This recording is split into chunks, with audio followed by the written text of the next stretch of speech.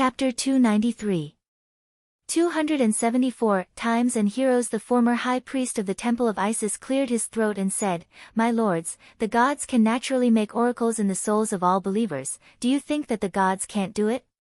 But if that's the case, what's the use of shrines and priests? The priests represent the people to offer sacrifices to the gods, guide the people to pray to the gods, and also convey oracles to the people on behalf of the gods, so that the people accept the guidance of the gods. This is an honor and a duty, but also the fundamental meaning of existence. If this meaning is violated, the foundation of the shrines will be shaken, and the priests will lose their seemingly sacred halo." Ammonius' vow was that he did not want to become a god like Enlil or Seth that he saw on earth. If the world keeps the shrines, then keep them, symbolizing the glory that people are looking for. The priests are also just priests in the shrines, and whether the shrines they control lose this symbolic meaning is also up to the priest's choice. Everyone who accepts the guidance of the gods with firm faith will feel the divine brilliance in their hearts, and it does not matter whether they have the identity of a priest or not. The god I am talking about is my one and only god, Ammon. Ibn's forehead was slightly sweating, and a general at the table slammed the table and shouted, "Chief priest, are you still not going to announce the oracle?" Ibn turned to look at Rod-Dik and said, "My lord, this should be up to you to decide." Everyone also looked at the lord of the city. Under the gaze of so many people, Rod-Dik stood up and said in a clear voice, "The evil god Seth murdered Osiris and stole the position of Igut but failed. 1,000 years later, he took advantage of the Uruk legion's pressure to force Horus to retreat and deceive the people of Igut to offer sacrifices. Now he has been beheaded by Ammonius. Back then, the supreme general Ammon of the empire walked the earth and achieved the achievements of the gods, and was already the king of the Ennead. From today onwards, my glory and title belong to Ammon, and Ra is the name of Ammon." After reading these words, he looked around at the crowd and said, "This is the content of Ra's oracle, and I do not want to explain anything more. I am sure that after you have heard it, you will understand why Pharaoh did not allow it to be made public." Then he bowed to Madanzo and said, "May I ask what is the second question of Ammonius?" No one spoke for a long time. They were all reflecting on the meaning of the oracle. Even the generals who were almost drunk seemed to have sobered up. Madanzo said unhurriedly, "Lord Rod-Dik, the commander of the Nra Legion, the governor of Cape City, you are the pride of the Cape States. You inherited the position of the governor from your father at a young age, and you are praised and respected by the people. In the eyes of the world, your life is a perfect dream. Ammonius just wants to ask you, do you sigh in the middle of the night when you think about it? Do you feel emotional and regretful when you face your heart? Do you feel that your life is not in vain when you are full of ambition and passion? But do you also think that you can only sigh in silence, and that you will sigh until the end of your life? Is that right?" Rod-Dik was stunned. His birth, status, and achievements could be described as the perfect dream in the minds of many people. What regrets could there be in life? But the question that Ammon asked Madanzo to ask in front of everyone hit Rod-Dik's secret. The pride of Cape may have the same regrets about life as the common people. He would also sigh in the long night, yearning to be a legendary hero and aspire to live a heroic life. The difference was that most people in this world only dreamed about it and did not have the conditions to realize it, but it was not impossible for Rod-Dik to do it. But Rod-Dik had all kinds of concerns, and these concerns were not unreasonable.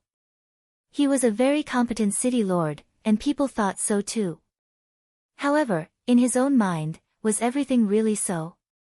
The banquet was no longer noisy, and everyone was silent, thinking about their own thoughts. Rod-Dik suddenly turned to the attendants and said, "Bring me my sword." What was the governor going to do with his sword at the banquet? Everyone was very puzzled. They stared at him, waiting to see what he was going to do. The attendants brought Rod-Dik's sword. The scabbard was wrapped in gold ornaments, and the hilt was inlaid with a blue aquaticore. Rod-Dik drew the sword and swung it forward. The silver sword was inserted into the table in front of him, all the way to the hilt. Even the generals of the Nra Legion had to praise, "Good swordsmanship, good strength." The silver light on the sword flashed, and the amazing power it contained was beyond the limits of ordinary people. It was difficult to see that the usually gentle and elegant Governor Rod Dick was only one step away from becoming a supreme warrior. Rod Dick inserted the sword into the table, and his whole body exuded a kind of unprecedented heroic spirit. He looked around at the crowd and said, "Pass my order, tomorrow the temple bell will be rung, and I will read the oracle in public in the square." Yibin hurriedly said, "Governor, you don't have to take this responsibility. I am the chief priest, and tomorrow I will announce the oracle to the people as the chief priest of the Cape States." Rod Dick, who was full of heroic spirit just now, suddenly smiled bitterly and said, "I am the governor and the head of the legion. Everyone knows my position in the Cape States. Since I have decided to do this, why bother to hide it? Thank you, Ammonius, for asking. This is what I want and what I will do today." George stood up with a cup in his hand and said loudly, "Let's toast to the governor." The generals also stood up and toasted. Even if the other officials had doubts, they could only pick up their cups at this time. Just now, many officials asked Rod Dick about the content of the oracle, but they just wanted to find out what was going on in private. They did not necessarily want to force him to disobey Pharaoh's order. But Rod Dick made this decision on his own, which was beyond the expectations of many people. This was really not like the governor on normal days, especially when he drew his sword and slashed. People couldn't help but feel shocked and amazed. Madanzo quietly said to George in his soul, "Ammonius is really amazing. How did he know that by sending the two of us, Rod Dick, who has always been watertight, would make such an amazing decision?" George smiled and quietly replied, "I have also been in the officialdom for many years. I know the mind of people like Rod Dick. If his heart does not want anything, his will is not strong. With such a noble background and no high achievements, why would he persist in practicing martial arts for so many years? In his heart, there must be a yearning that he is not willing to give up. That is both his wish and his regret. It is a pity that his background is too good, his situation is too superior, and he is too smart and capable. In the face of all kinds of things, there are always too many choices to avoid conflict, there are always too many leeway for him to take advantage of both sides.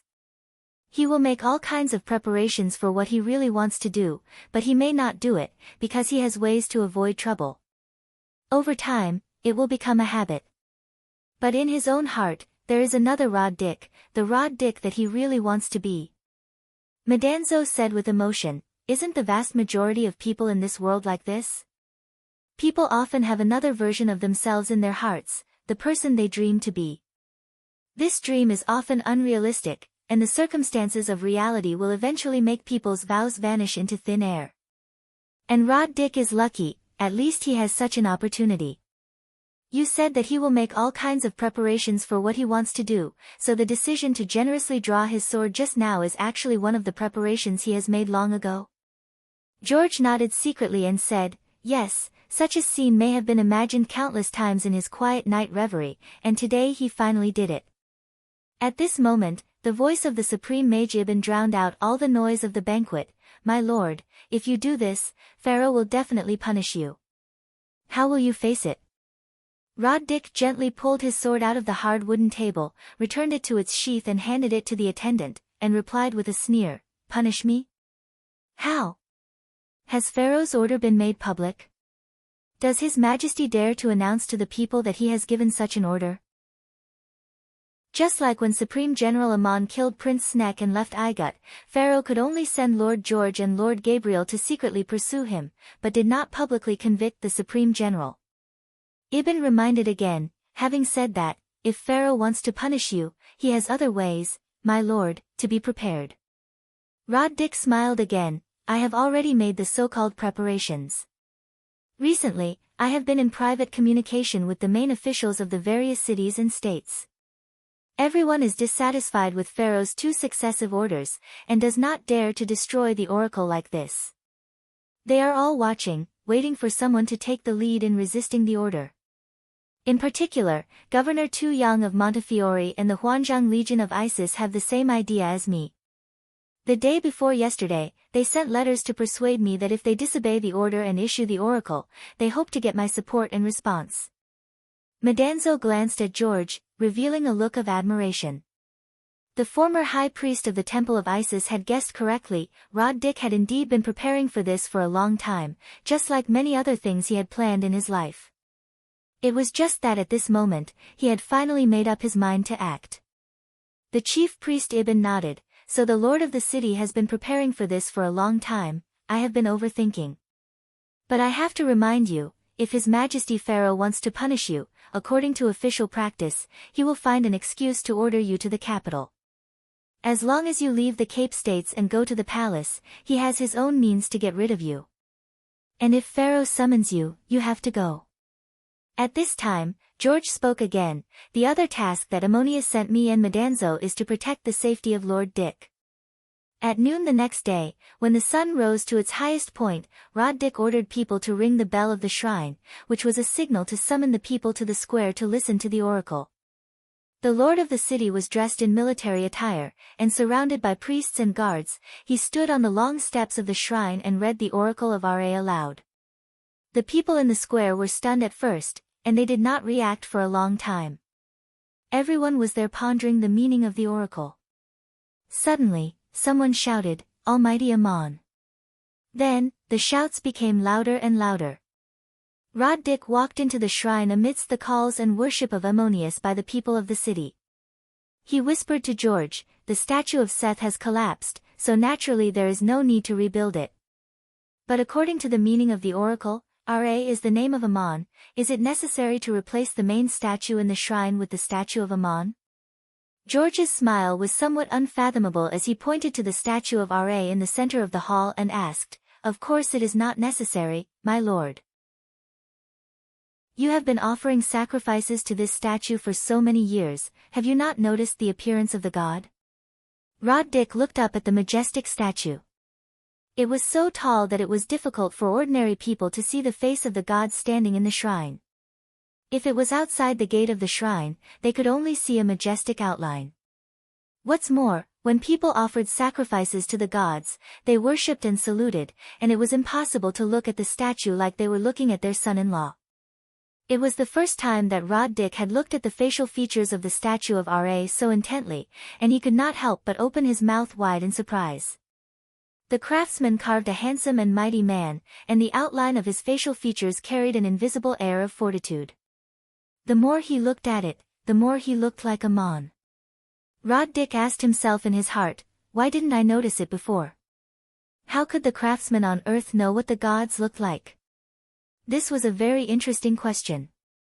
As far as the gods Ammon had seen were concerned, their faces were similar to the statues in the shrine, indicating that the craftsman did not carve them at random. This situation was understandable. Some gods had appeared in the human world, and people could build them according to the descriptions passed down by word of mouth and referring to the historical relics that had existed. On the other hand, the gods also had emissaries on earth, and their first shrines were often built by the people under the guidance of these emissaries. Some craftsmen had even seen the gods with their own eyes, so they could sculpt statues that were similar to the gods. It might be difficult for people who lacked spirituality to understand this feeling. When the craftsmen who believed in the gods carved the statues, they were not just completing a work or a piece of work, but pouring their soul into it. The image of the gods contained their belief in the gods and their understanding of divinity. This was the most essential difference between the real works of art handed down from ancient times and the pure handicrafts of the world. When the craftsmen sculpted the statues, their souls would also be guided, intentionally or unintentionally. This guidance may come from the gods themselves or the emissaries left by the gods on earth, or it may be the understanding or imagination of the craftsmen in their souls.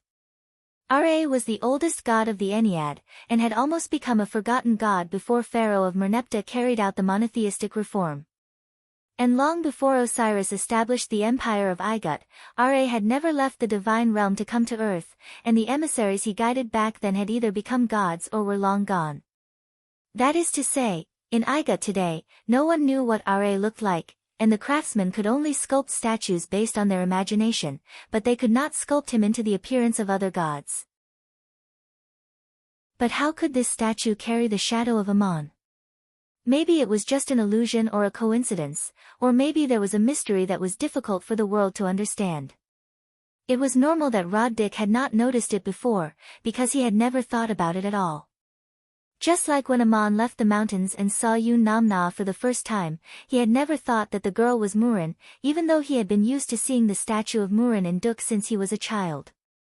George also looked at the statue of Ra and muttered to himself, "Who created the gods, and why are they gods?" Madanzo looked at Rod-Dik and whispered, "Congratulations, my lord, you have finally broken through to the supreme level." Why did Madanzo say that? At this moment, Rod-Dik, who was looking up at the gods, stood there, as if the power in his bloodline had been integrated into his soul. This was the aura that only a supreme warrior could have. It had been 30 years since Rod-Dik became a 6th-level warrior, and after so many years, he had been unable to break through to the supreme level. There were too many people in the world who were blocked out of this threshold for life. He was not a mage, and at the age of 56, although his physique was still strong, his chances of becoming a supreme warrior were slim. But he did it. This could be considered a small miracle, and it happened overnight. According to the tradition of the cities of Igut, when a warrior was promoted to a 7th-level supreme warrior, the governor of the city had to summon the officials to hold a ceremony to congratulate him. Ammon had also received such congratulations in Montefiore. Although Rod-Dik had issued an oracle in violation of Pharaoh's secret order, he still did things in accordance with the rules. He himself was the governor of the city, so he entrusted the chief priest Ibn to summon the officials to hold a ceremony to celebrate his promotion to a supreme warrior. At the same time, Rod-Dik sent an urgent message to the officials of the cities who had dealings with him. In fact, there was no need for him to do so. The news spread immediately, and all kinds of people sent letters everywhere for various purposes. Merneptah and Pharaoh also learned of the matter a few days later.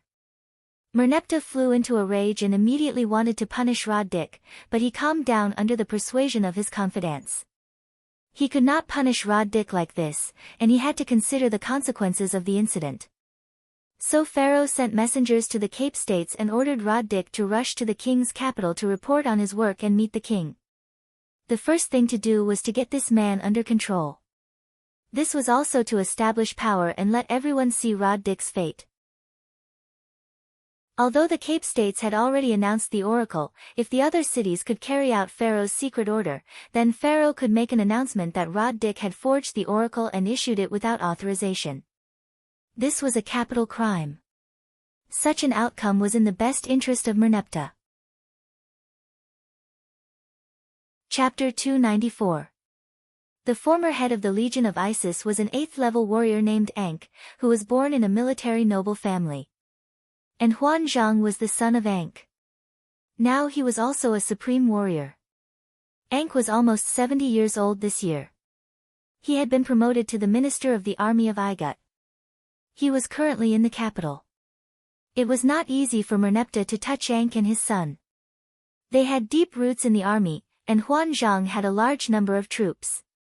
Pharaoh planned to first summon Ankh to the palace and put him under house arrest, then force Ankh to write a letter to trick Huan Zhang to the capital.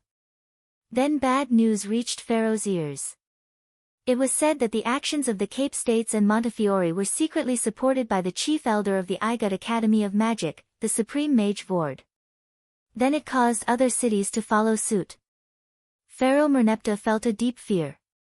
Representatives of the bureaucracy, the military, and the clerics had all appeared to rebel against him. If he didn't suppress them quickly, then his real doomsday would soon come.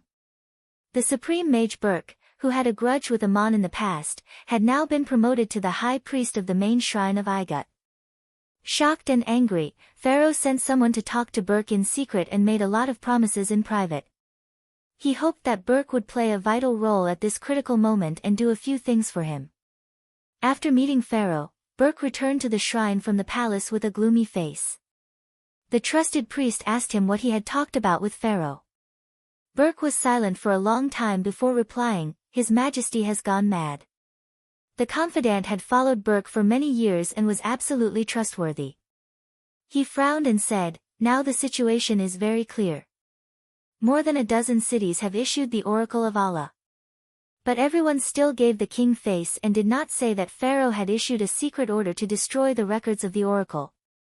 If His Majesty is wise, he should go along with the flow and acknowledge the oracle, officially promulgate it in the form of a royal decree, and then announce his abdication. There may still be a way out. Burke smiled bitterly. I admit that the oracle can't be stopped, but you want Pharaoh to abdicate? You think this is Pharaoh's only way out, but His Majesty doesn't think so. Even if he really did that, would he have a good ending after abdicating? His Majesty was going to struggle on his deathbed. Even if he could not save his own life and was cursed by the gods, he would drag the traitors down with him. What's more, he's still thinking about how to salvage the situation, plotting with me on how to suppress it. The confidant sucked in a breath of cold air and said, His Majesty has really gone mad.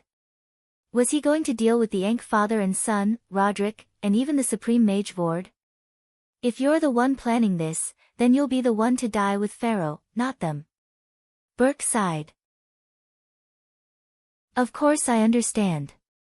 So it's time to make a decision. The confidant reminded him, not without worry.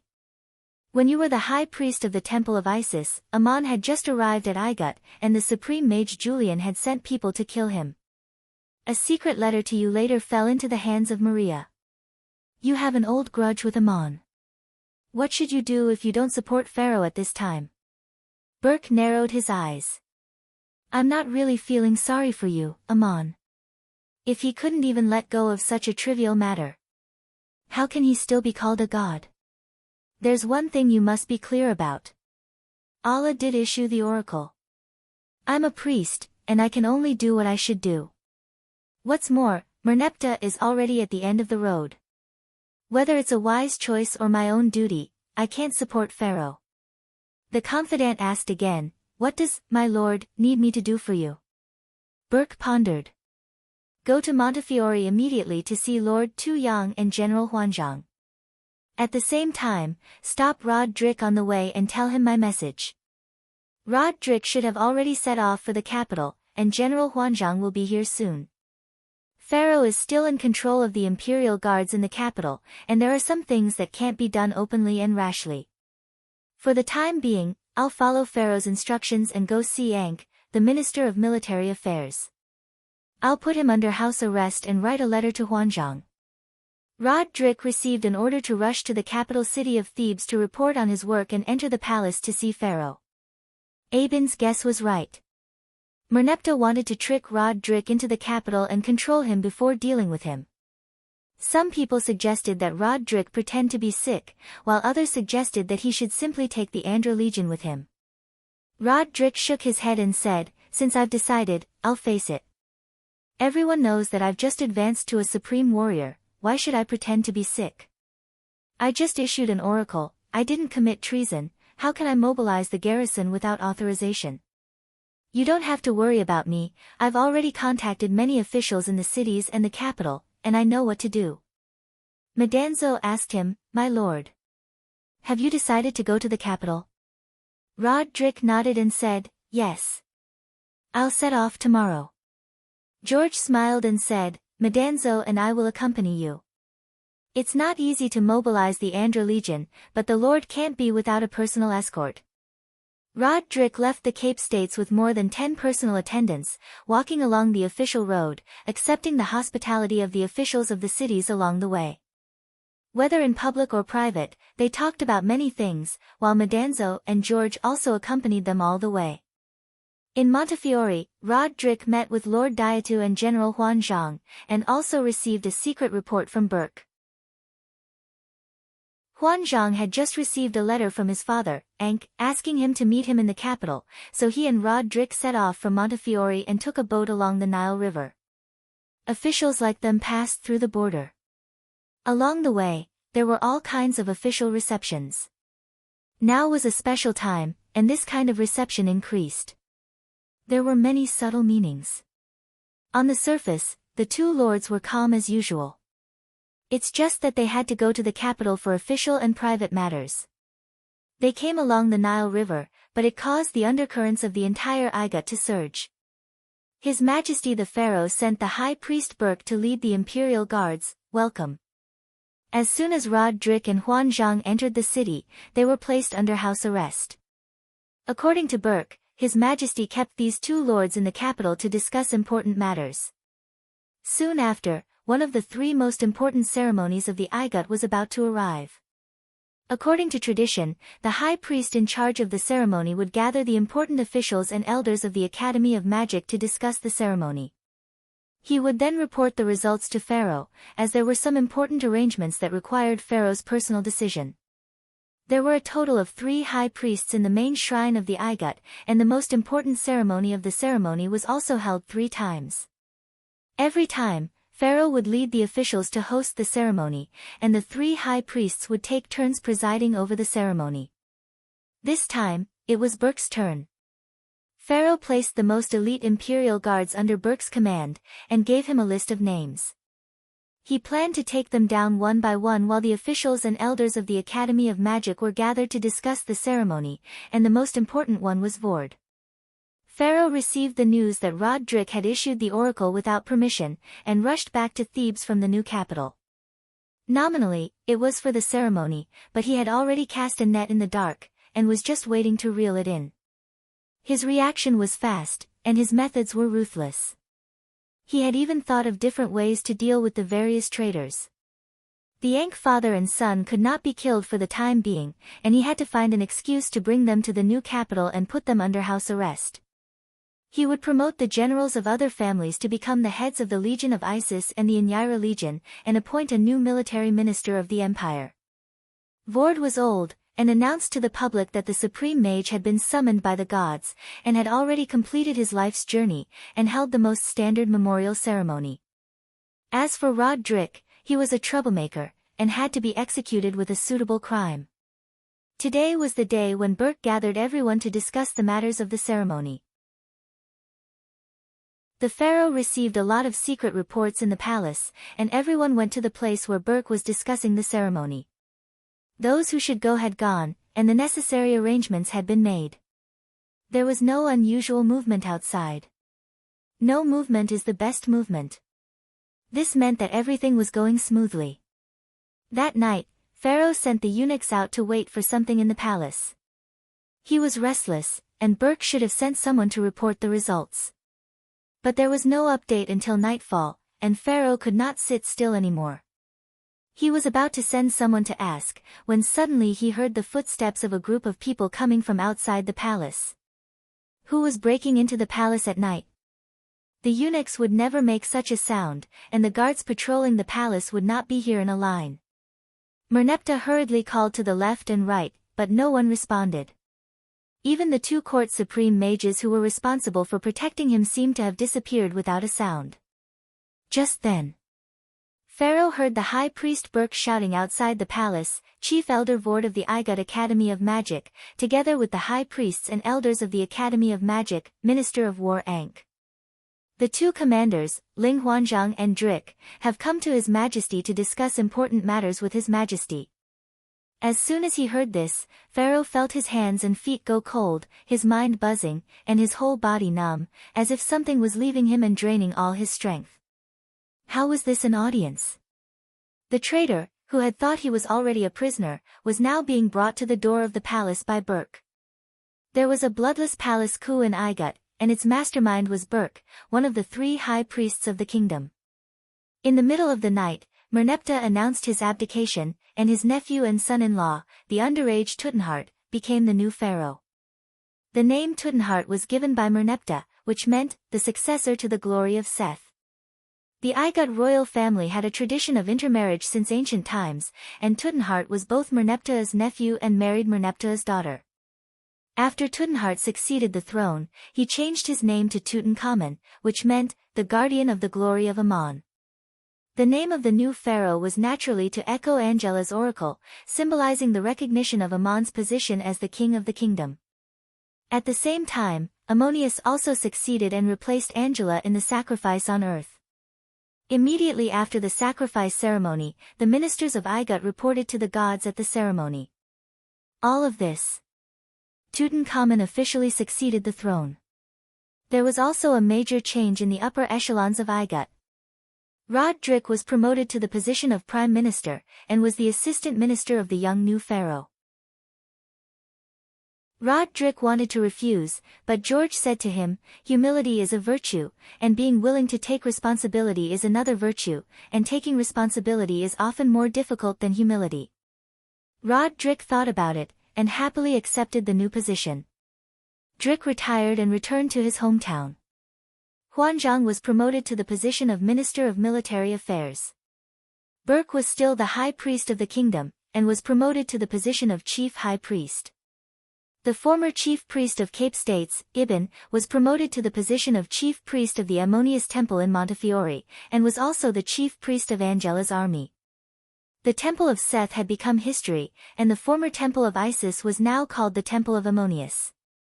Some people regarded Ammon and Angela as the same god, and called him Ammon, Angela. There were also priests who removed the connecting symbol in the name of Angela when writing, and wrote, Angela. In the official sacrifice ceremony of Igut, the priests from then on called the king by his name, Ammon. Rodrik, Burke, and the others did not kill the king on the spot, and Merneptah lived a life of imprisonment in the palace for a period of time, and finally died of depression. His soul was also summoned to the underworld, but at that time the underworld was already a hell created by Ammon. On the day of the sacrifice ceremony in Thebes, and the official announcement of the new pharaoh Tutankhamun's succession, Ammon, who had just been worshipped as the king of the kingdom in the coup, was walking on the outskirts of Montefiore. The water rippled, the cool breeze blew, the boats with sails around constantly passed by, and the smoke of smoke curled up over the distant grange. It looked like Ammon was on an outing, but under his feet were the waves of the Nile River, and the boats passed by, but the boatman could not see the god walking over the waves. There was another god beside Ammon, and he walked arm in arm with Artemis. The wind blew the silver gauze-like robe of Artemis, outlining her beautiful figure, and the green shawl fluttered in the wind. From time to time, it gently tickled Ammon's cheek. Ammon looked at the people on both sides of the river, and asked Artemis, "Goddess Batet, revisiting an old place, how do you feel?" Artemis covered her mouth and laughed. "You call me Batet at a time like this? Ammon, if it wasn't for Batet, why would we go to the underworld?" Artemis tightened her grip on Ammon's arm. "It's for Ammonius. If Osiris does not accept your guidance, how will you integrate with the divine kingdom of Anila?" "Oh, I almost forgot. Anila is about to be your name." Ammon changed the subject.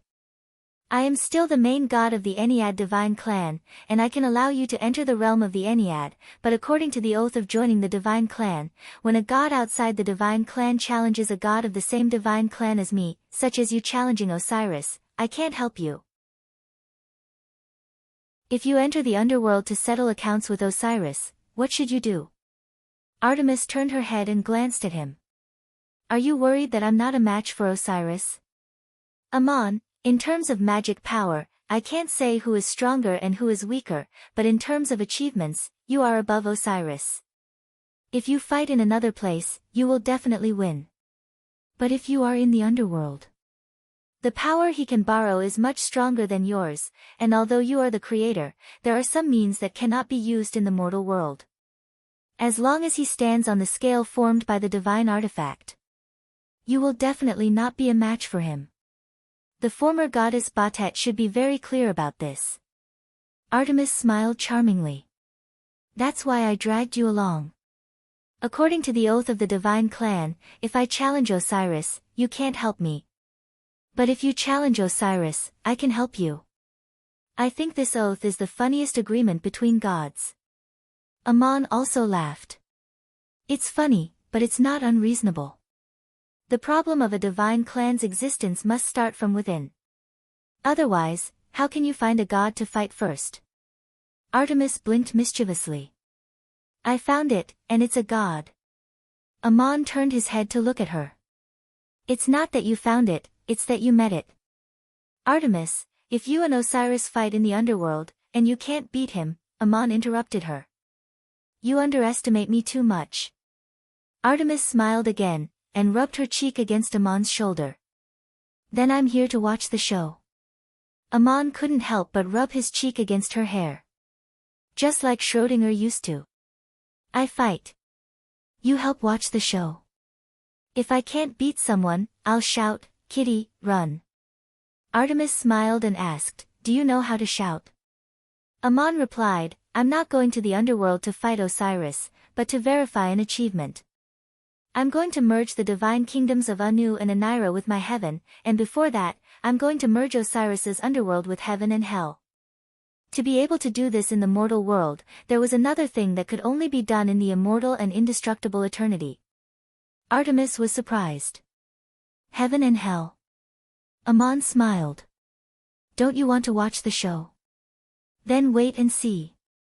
As they spoke, they had arrived at the lower delta of the Nile River, where the rushing river retreated in a fan shape.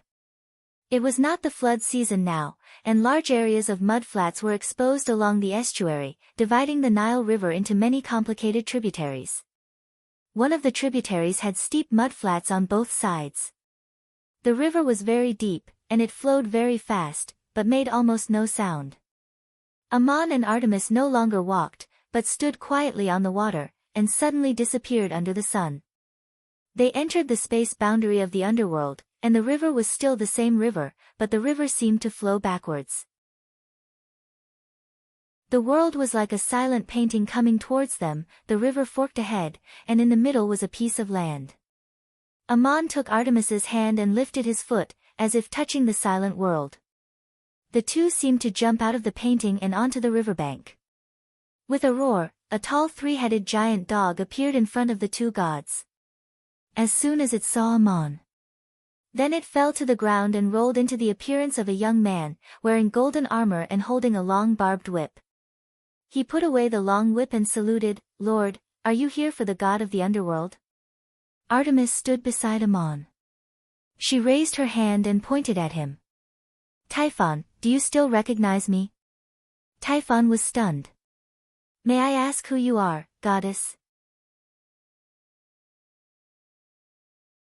Chapter 295. 276. The cat that vented Typhon looked at Artemis with his mouth wide open, and after a long time, he exclaimed, Batet, it's you. Didn't you already perish? How did you become a goddess again? This is impossible. Batet did not explain much, and directly imprinted a message into Typhon's soul, explaining the cause and effect of the matter. Typhon said in an incredulous tone, So you have long been the goddess Artemis of the Olympian divine clan?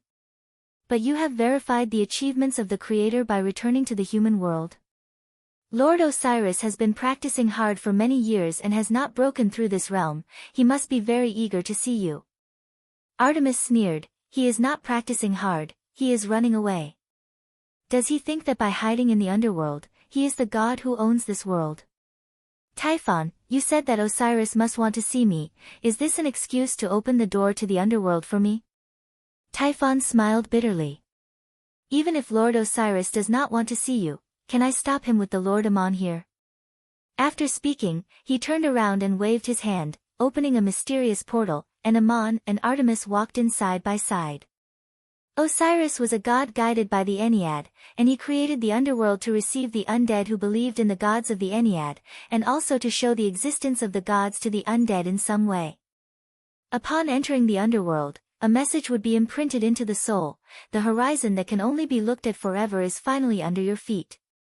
Amon had been here before, just before he ushered in the test of fate, the judgment of the end of days. He looked at a gushing red sun in the darkness, in which a cat was fighting with a snake, symbolizing the creation of an Ra and the establishment of the divine realm of the Ennead. The two stepped into the red sun, and another world unfolded in front of them, demonstrating the various scenes of the birth of the Ennead divine clan. Through the many portals, at the end of this road, another sentence could be heard in the soul. To enter the world of Osiris, please offer your eyes and heart. At this moment, everything that the undead had done in their lives was clearly replayed in their souls like a flowing river. No one could deceive themselves, let alone the god of the underworld. Next, the undead would walk onto a huge scale, and on the other side would walk another version of himself, symbolizing all the impressions the world had of him, and also symbolizing all the traces he had left for the world he had left behind. This scale was actually made of a divine artifact and was also the center of the entire Osiris underworld, supporting the underworld's enchanted space. When Amon and Artemis stepped onto the scale, what appeared in front of them was not two other gods of the same kind, but Osiris, the god of the underworld with a staff in his hand. The god of the underworld's appearance had not changed much. He still wore a white crown and had a long, wavy beard. He did not salute Amon, but nodded slightly and said, "We meet again. Congratulations on your achievement." Amon asked, "How do you know about my achievement?" Osiris replied, "The statues of Seth throughout the realm of Igut collapsed, and the various cities issued such an oracle, and the deceased spirits brought the news to the underworld, so it's not difficult for me to guess what happened. There's just one thing I want to confirm, why did the oracle say that Inara was the name of Amon? And was it really you who killed Seth?" Artemis suddenly interjected, "Osiris, no wonder you came here to greet us, it turns out that you have questions to ask.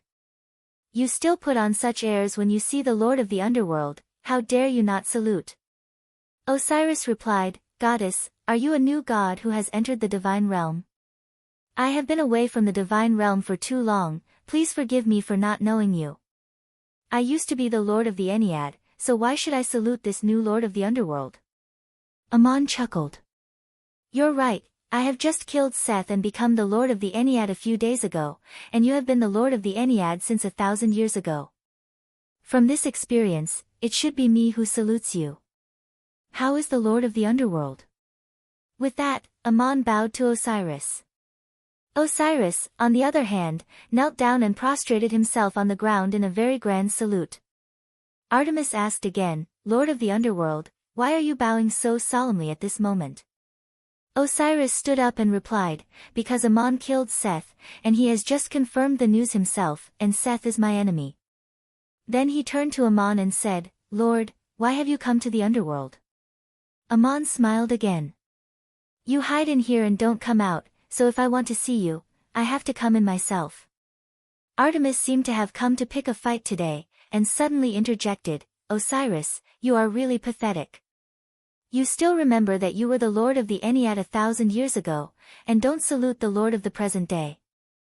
And you are very pitiful, bowing down because Amon killed Seth, and you have no choice but to thank him for the gift he brought you.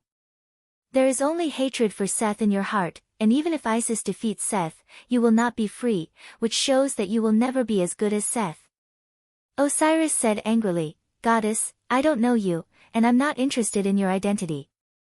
But please be careful when you speak in front of me, and say that I will never be as good as Seth." Artemis curled her lips. "Am I wrong? I used to think that you were a high and mysterious lord of the underworld, but now it is clear that you are just a sad and pitiful guy. Seth may not be a good thing, but he is at least better than you in one way, and he will work hard for his vow. He is a tragedy, and what about you?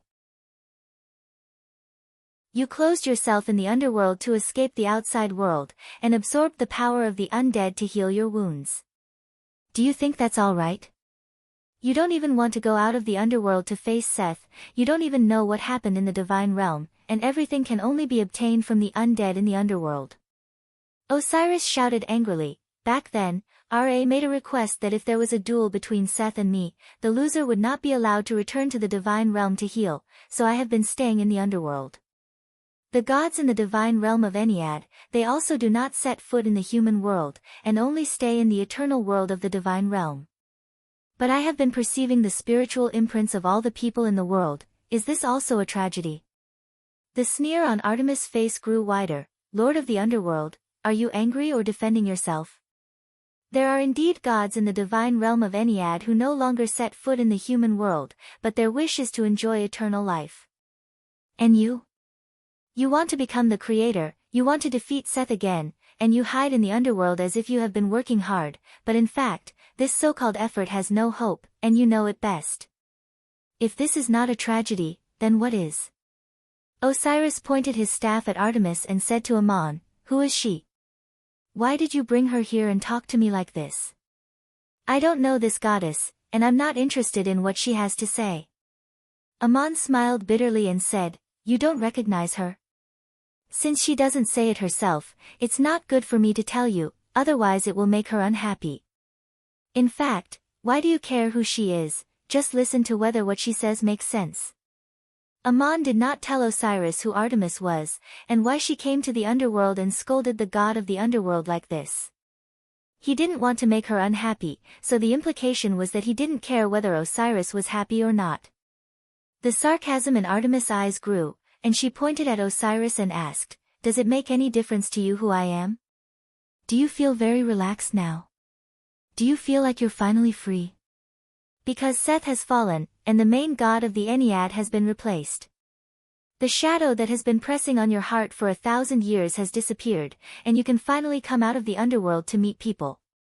But I would like to ask, you have become the god of the underworld and trained hard for 1,000 years, you should know what it is for.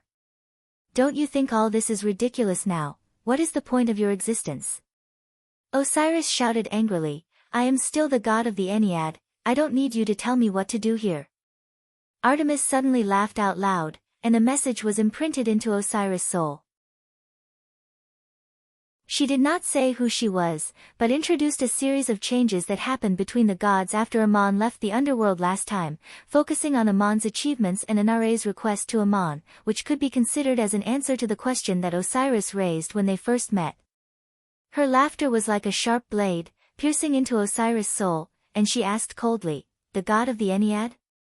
You still don't know the situation, don't you know that the Ennead is about to cease to exist? Anahre is the name of Ammon, and the divine kingdom of the Ennead will be integrated into Ammon's divine kingdom. Where will you go?" Osiris was shocked on the spot, and after a long time, he bowed to Ammon and said, "What I did not do, you did, the realm that Anahre did not break through, you broke through, the achievements that Isis did not seek to prove, you sought to prove them. All of this happened after you left the underworld, and when we meet again, you will have inherited the promise of the god of creation to the gods of the Ennead." The purpose of Ammon's visit was to persuade Osiris to accept his guidance and become an angel in the divine kingdom. This was not the submission and allegiance between mortals, it required a real vow in the soul, which could not be forced or falsified. And listening to Osiris' words, he seemed to have been moved, and it was up to Ammon to give him new guidance. Artemis, however, interrupted him and shouted, "Osiris, what kind of guidance do you want to accept? Your soul is at a loss in this underworld, and what are your years of so-called penance in seeking to prove, do you understand? It was in this underworld that Ammon faced his final test, and it was you who used your great magic to send him out of the underworld, and then do you know what happened? Seth came and stood guard at the mouth of the Nile River, waiting for the opportunity for Ammon to return to earth to slay him. And Enlil of the Anunnaki divine clan also came, in cahoots with Seth. What were you doing at the time?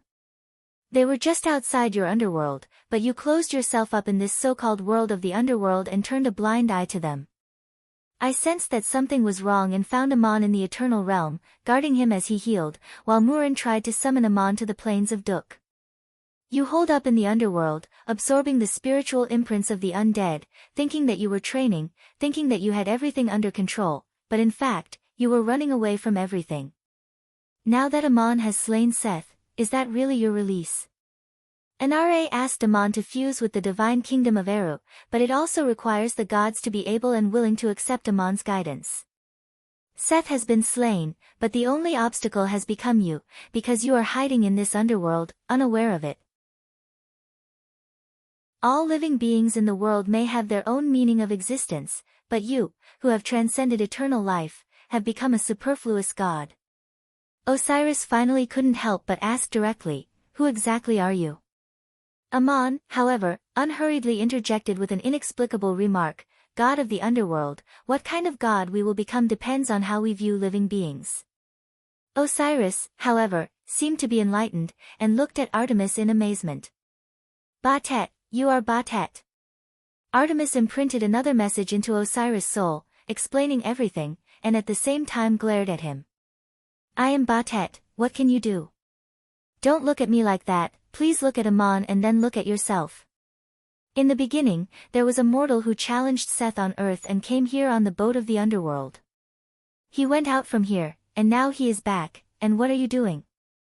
Your existence is meaningless at all, and today you are even more superfluous. The illusory vow you made to establish the underworld has come to an end. Do you want to know how all this happened? Then please think carefully, what did Amon say to you in the underworld? Amon asked Osiris why he treated Batet like that in the underworld back then, and he said something to the god of the underworld. Osiris, I can't blame you, and Schrödinger can't complain, she did make her own choice. In fact, I also know some gods who have truly transcended eternal life. They only enjoy eternal life in their divine kingdoms and don't force themselves to do anything more, while you are still working hard in the underworld. I have also been to the underworld of Anunnaki, and it is indeed not as good as your Ennead, and the underworld king Kela is not as good as you. But I want to say that your training may not be as good as the choice made by Batet, and even less than the wish of Isis. Although Batet is not a god who has transcended eternal life, I think her final choice may be more meaningful than the choice you made at the beginning. If, as you said, a new life exists, why not choose a new life? The most valuable thing to increase one's knowledge of the world is one's own personal experience and confirmation. Although doing so may make you lost forever, it seems like a kind of fall, as if giving up eternal life, and the god named Osiris may also never exist, but perhaps it is closer to the true source of divinity. At the time, Osiris asked Amon contemptuously, "You actually want to guide a god in his training?" Now this dialogue sounded in his soul again, as if it was the voice just now, but the situation had changed. Amon had beheaded Seth, and Osiris had become a superfluous existence in the Ennead, and needed to accept Amon's guidance. And what kind of guidance Amon could give him, in fact, had already been said at the time. It all depended on whether Osiris complied, and how could he comply. Artemis came to the underworld and did not fight with Osiris, but the question just now was tantamount to forcing the existence of a god into a situation where he had to be questioned again. Osiris let out a long sigh, and his figure turned into a cloud of black smoke that dissipated in all directions, and the invisible black smoke also passed through the figures of Amon and Artemis. Amon swayed before he could stand firm, and he felt Osiris's spiritual imprint, including all the confirmations of Osiris's training before and after he became a god of the underworld, as well as all the thoughts of his life. He heard Osiris's last words, "I don't know where I will go, and my spiritual imprint will dissipate, leaving only this last state of mind. I don't want to go to your divine realm, and I don't want to become a superfluous existence among the gods of the Ennead. If there is still the possibility of becoming an unknown, I don't even want to see you again." Osiris left just like that, and the result may be stunning. He was the god of the underworld, and the god who understood the soul the best among the gods of the Ennead, and his last words expressed a very complicated meaning. The death of mortals may also lead to the rebirth of souls, and when a new being is fortunate enough to pass the test of endless life and death, it may also glimpse the spiritual imprint of the past and feel all kinds of mysterious causes and effects. But the gods were different, because they had already transcended eternal life, and once they fell, there would no longer be such a god in the world.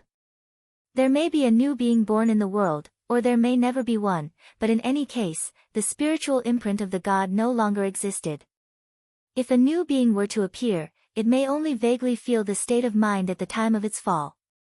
Even if this being could once again achieve transcendence and eternal life, it would already be a completely different god. Osiris's situation was different from Artemis's. Artemis did not fall back then, she just came to earth as a cat in the form of a new soul, and when her verification was complete or the life of the cat ended, Artemis would return to the Olympian divine realm. Osiris, on the other hand, was gone, and the god no longer existed. Amon turned his head to look at Artemis and asked, "Have you vented your anger?" In the eyes of the world, Osiris, the god of the underworld, was actually killed by Artemis's scolding, which was simply unimaginable. Artemis's expression at the moment was a bit like Schrödinger's back then, and she replied with puffed cheeks, "That was his own choice, and when he faced my questioning, he was in the same situation as I was back then. I was just giving him a result, I didn't mean to force him." Amon sighed, "I didn't intend to force Osiris, I just persuaded him to accept another kind of guidance and get true liberation. And you were powerful enough to make him kill himself with just a few words. But from the source of the grudge, it's not really clear who was right and who was wrong. Artemis shrunk her shoulders and half turned to bury her face in Amon's chest. How could Schrödinger be so powerful? It's only because you're around that he seems powerful. You came to solve the problem, and didn't Osiris kill himself solve it all the same? Now that the god of the underworld has fallen, what do you plan to do with this underworld? Amon stretched out his right hand and patted her on the back. You were so focused on venting your anger that you didn't notice the changes around you. Kat finally vented her anger. Chapter 296. Artemis looked up in Amon's arms and saw Amon's left hand first. A ball of light flew out of his palm, and the suspended ball of light enlarged and turned into a small scale, which was the artifact that Osiris used to build the center of the underworld. Amon took this artifact out of the depths of the underworld, and the array pivot that supported the entire boundary of the underworld disappeared, but the underworld did not collapse, because Amon created another underworld and merged it with it. The process of taking out the artifact, transforming and merging it with the underworld was also a new sacrificial refining of the artifact. Amon handed it to Artemis and said, "Anyway, at least in the eyes of the world, Osiris was scolded to death by you, and it should be your trophy. I have refined and erased the soul mark of this thing, and it is called the Scale of Judgment." Artemis asked, "You don't keep it for yourself?" Amon shook his head. "You should be the one to take it." Artemis took the Scale of Judgment and said, "Then I'll accept it. It happens that one of the Olympian gods wants this thing, and this god has a little relationship with you, so it makes sense for her to take it. Anyway, if it stays in your hands, it may be given to some disciple." Amon asked curiously, "Oh, there is another goddess in the Olympian kingdom who has something to do with me? Which god is she, and what's going on?" Artemis shook her head gently and said, "You are not an Olympian god, and it is not convenient for me to tell you the secrets of the Olympian school. You will understand when you see her." As she spoke, she looked up and suddenly let out a cry of surprise. They saw that the appearance of the underworld had changed silently, and the huge scale under their feet had disappeared, and the two were standing on a strange dividing line. On the left was the blue sky and white clouds, the green grass spread out like a shade, the distant mountains were full of flowers, and the sound of running water was like cheerful music drifting faintly in the wind. Not far to the right, there was a tree. Its bare branches were gray and had no leaves. The strangely shaped branches were like a strange claw reaching towards the sky. Scorching smoke rose from the bottom of the tree, as if the depths of the earth were burning. Not far away, there was a river flowing with a black, oily liquid. The surface of the river was still burning, and everywhere it passed, there was a scorching aura of death. As far as the eye could see, there seemed to be no end to the scene. Artemis murmured, "Is this what you call heaven and hell? They are actually in the same place." Amon smiled faintly. "That's right. It's a place that I've recreated after absorbing the structural experience of the various divine clans of the heaven's pivot continent. After all, it's still the home of the undead. It's still a different kind of underworld." Artemis added, "It is not surprising that Hades is called hell, but the Hades you created is also called heaven, which is also your divine kingdom. It is truly unimaginable." Amon smiled. "Who cares if it's heaven or hell, just call it Hades according to your habit. Do you see the difference?" Artemis narrowed her eyes and said, "I have seen the Hades of the Olympus divine clan, and I have also guarded the Hades for Osiris of the Ennead divine clan as Batet, and I also know what's going on with the Hades of Kela of the Anunnaki divine clan. Those Hades are the same as this place, both of which receive the undead, but there is a big difference. The Hades has always been the source of divine power for the Hades, no matter what happens to the undead in the Hades, and the Hades are mainly built for the god of the underworld. The god of the underworld is the god who practices necromancy in every divine clan. Your place is different, it is mainly built for the undead.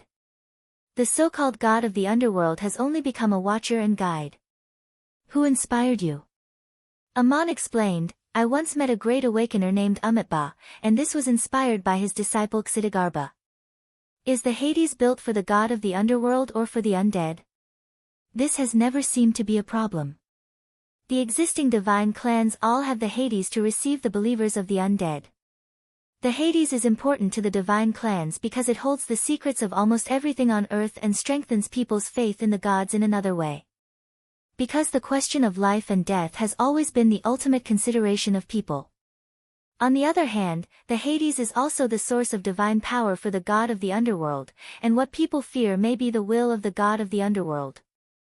But Xitigarbha once showed Amon that the netherworld he wished to create was completely different from the Hades that Amon knew. Xitigarbha observed the undead in the netherworld, and although it was also a kind of wish practice for him, the Hades itself was created for those undead, so that these undead could feel some kind of guidance left by Amitabha in the world, not for Xitigarbha himself. This was also the reason why Amon created the Hades. It did not exist mainly for the existence of the gods, but for the undead who came here to witness, or to accept some kind of judgment. But there was no judge in the Hades. The so-called judge was the undead itself, which was a reference to the magical function of the huge scale in the original Ennead. What Amon created was heaven and hell, and what was different from Xitigarbha's netherworld? What was witnessed in the netherworld was reincarnation, while what was witnessed in heaven and hell was judgment. When the undead entered the netherworld, they entered what Xitigarbha called the barren bright realm. In an instant, the experience of their life would be clearly reflected, and the things that were unclear in this life would be clear at this moment. The undead would recall everything they had experienced, including the feelings they had left on others, the true thoughts of others, and so on. The emotion of this moment was indescribable, and then the heart of reincarnation and the heart of remorse would alternate. Almost everyone would think of a question: what would happen if they could start all over again? With this thought, the barren bright realm would reverse, as if their life had really started all over again. Many people in this world had the desire to be reborn. They often fantasized about what it would be like if they could go back to the past and start all over again. Sometimes they imagined that they could start all over again in this life, and sometimes it turned into another kind of wish, to travel to a certain era in history, and start all over again with the background of the whole world. These two ideas were actually the same thing, but they were based on different wishes. The first kind of wish was based on the regrets of one's life experiences, and a reimagining of what one had done. The second kind of wish was a kind of regret for the historical background in one's life, and a reimagining of the world outside one's body.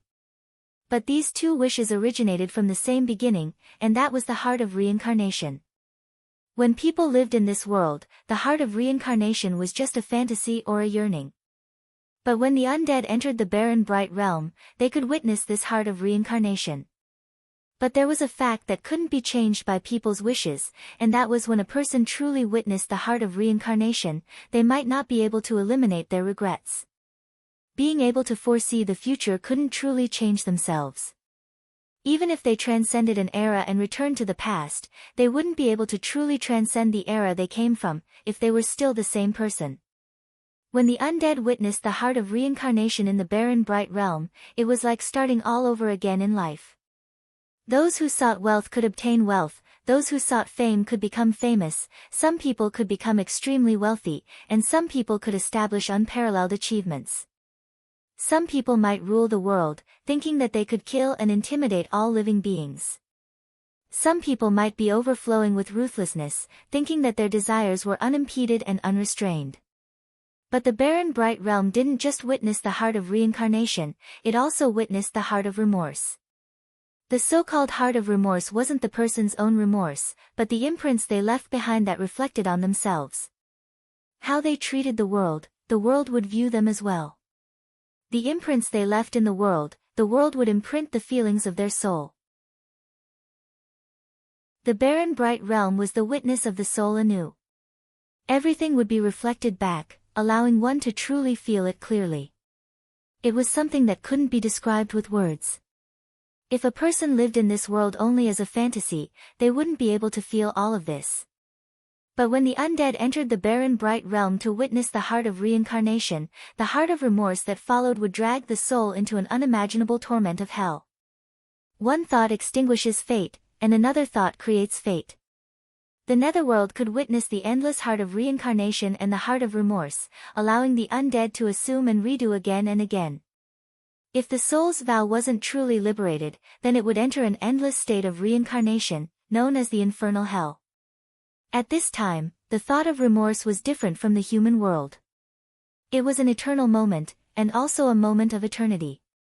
What kind of soul a person had was already determined when he was alive. Amon created heaven and hell, and people themselves already lived in heaven or hell, they just witnessed it when they passed away. The underworld created by Amon drew inspiration from Ksitigarbha's netherworld, as well as the ingenuity of the scales of judgment in the underworld of Osiris. It also reflected the heavenly realm he created, which was different from the netherworld of the various divine systems. It became a heaven and a hell of two sides. Artemis had already achieved the creator level, so she naturally saw the mystery of this world. She asked Amon with a faint smile, "I know who your hell is for, what about heaven?" Amon replied, "There are also many people in this world who, although not guided by the power of origin, have a transcendent soul, so they will naturally come to heaven. The so-called heaven is still a moment of eternity or a moment of eternity.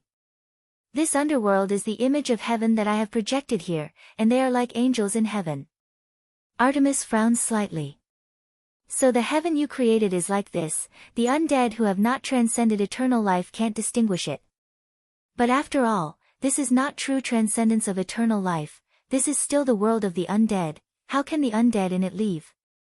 Amon replied leisurely, "They can leave voluntarily, with a certain wish, no matter how long they spend in heaven, it is only equivalent to a moment in the human world." Artemis asked again, "How can the undead in hell be liberated?" The hell created by Amon was also different from the infernal hell in the netherworld.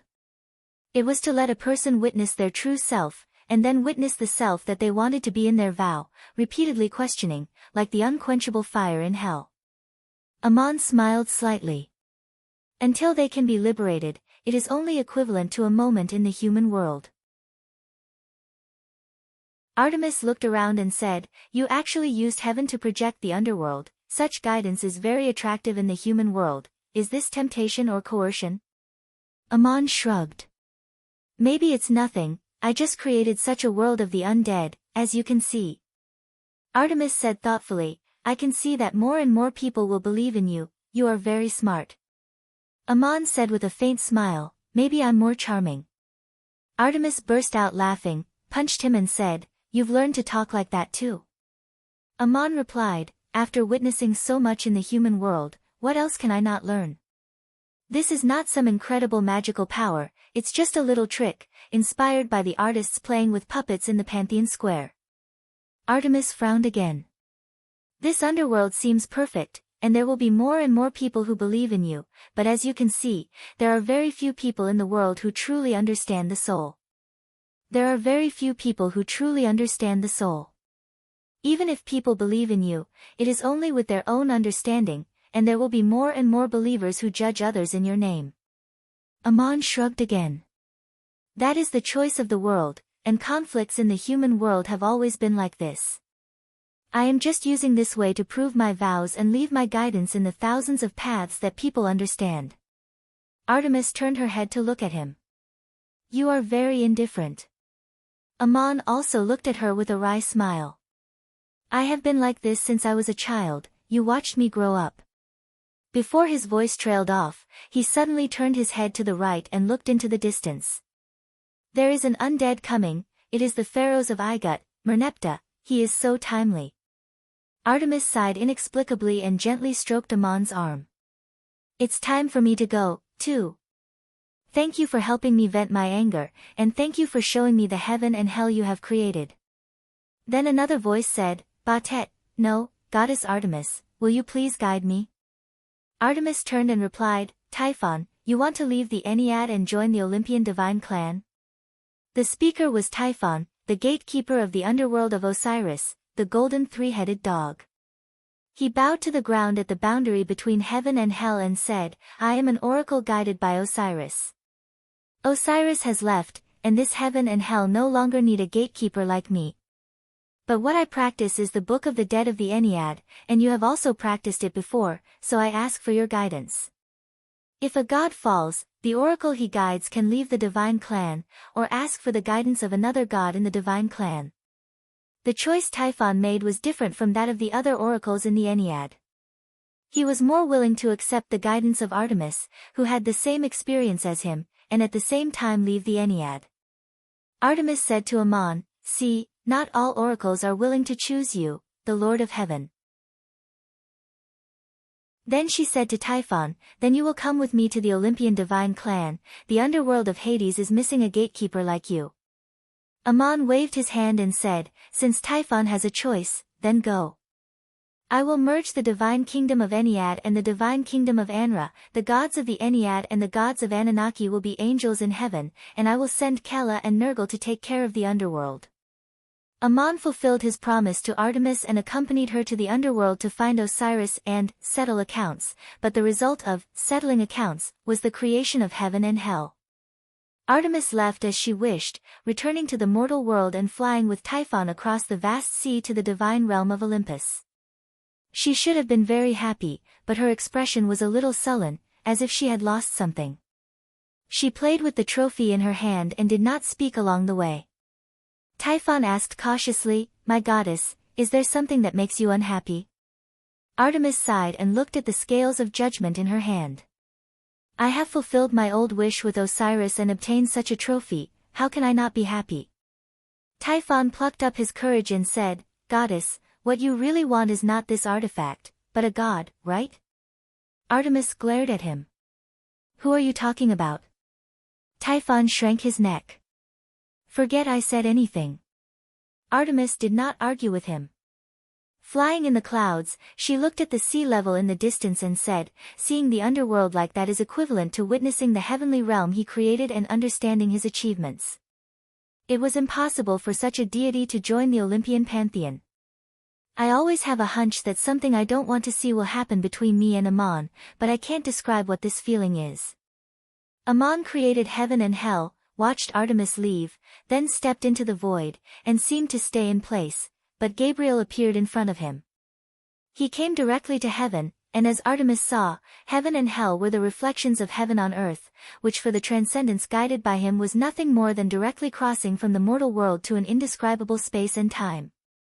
Gabriel bowed and said, "My God, you have created the underworld and are going to fuse with the divine realm of Eru? I have been ordered to wait in heaven for the arrival of the other angels, but their test has not yet come." Ammon shook his head. "I don't need to go anywhere to fuse with the divine realm of Eru, I can do it here." Gabriel exclaimed, "Then I will have the honor of being the only angel to witness this great moment." Ammon, however, shook his head again. "There's no hurry, I still have to wait for the arrival of another angel. If he is fortunate enough to ascend to heaven, he must be badly injured, so let's heal him first." Gabriel said with some surprise, "Which of your disciples will face the test at this time?" "I think the next one to ascend to heaven should be Michael the seagull, but even he won't be that fast." Ammon stretched out his hand and pointed to the void. "It's not the disciple in the Garden of Eden, do you see him?" Gabriel exclaimed softly. "So it's him, the situation is a bit dangerous." Chapter 297. In the depths of the deserted Saya desert, a terrifying scene appeared. A gray vortex tore through the sky, and in the midst of the black lightning, a strong figure was frantically waving his arms that had turned into giant pincers. The Scorpion King Giraffe's body was shrouded in a translucent light, comparable to the toughest armor in the world, but under the strike of the black lightning, the light was torn apart layer by layer. His roar echoed in the desert, and the surrounding endless sand dunes seemed to tremble with his roar. After an unknown amount of time, a crack seemed to appear in the immortal eternity, and a giant scorpion with thick smoke fell into heaven. Its two pincers were broken, its huge scorpion tail hung limply on the ground, its body was scorched, and the incomparably tough scorpion shell had terrible cracks. Giraffe was very lucky, somewhat because of his tyrannical bloodline. He passed the final test and did not get lost in the immortal eternity, and was brought to heaven by Ammon. But he was a little dizzy and had not yet recovered, and was still in the demon form that had been seriously injured in the test, powerlessly waving the broken pincers but unable to get up.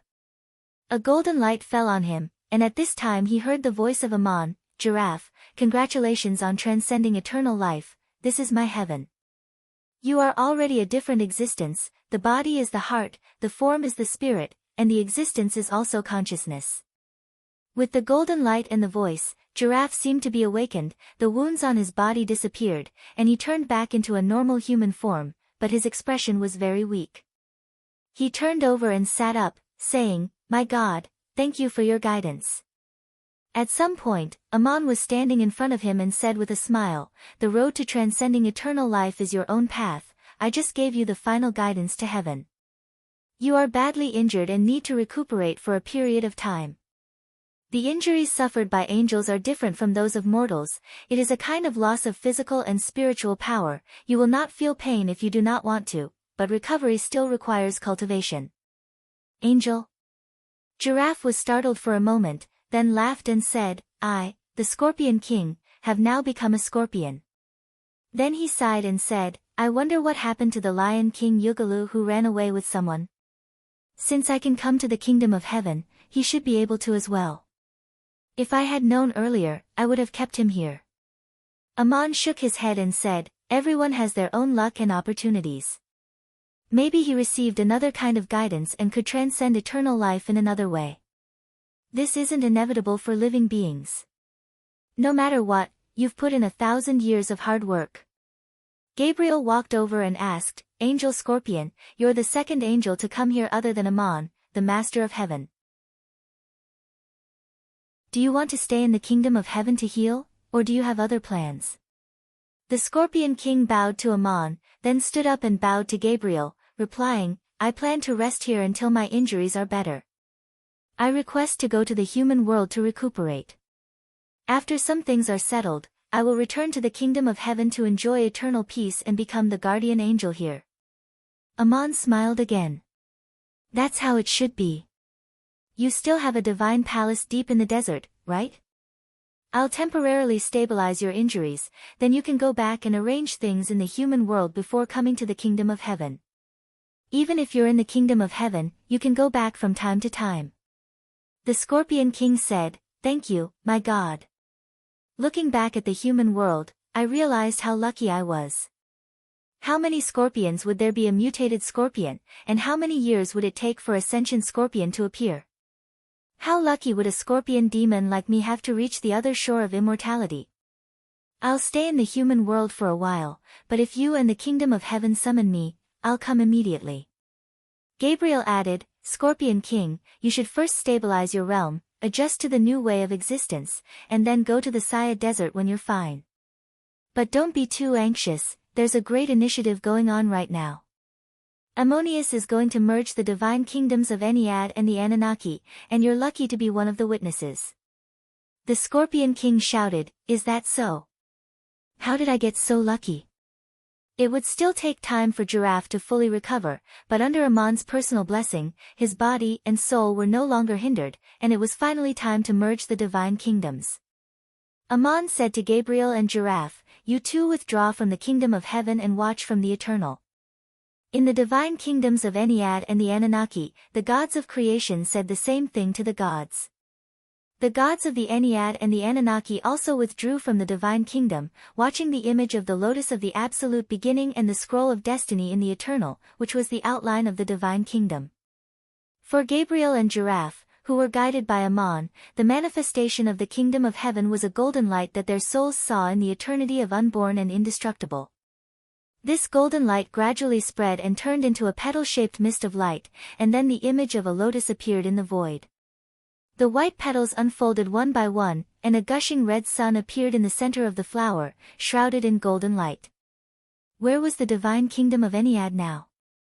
It was right there, in the golden light.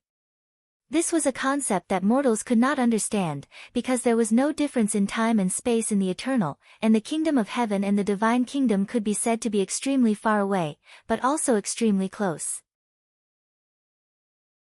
When Aman unfolded the lotus of the beginning in his soul, it was equivalent to entering the divine kingdom of Ennead, and the divine kingdom and the kingdom of heaven merged into one. Then the red sun sank into the center of the flower, and the lotus gradually closed, turning into a golden light again. The divine kingdom of Ennead disappeared from then on, but it still existed for eternity. The golden light gradually unfolded again, and densely packed goddesses appeared on it, turning into the appearance of a Jingshu Jian.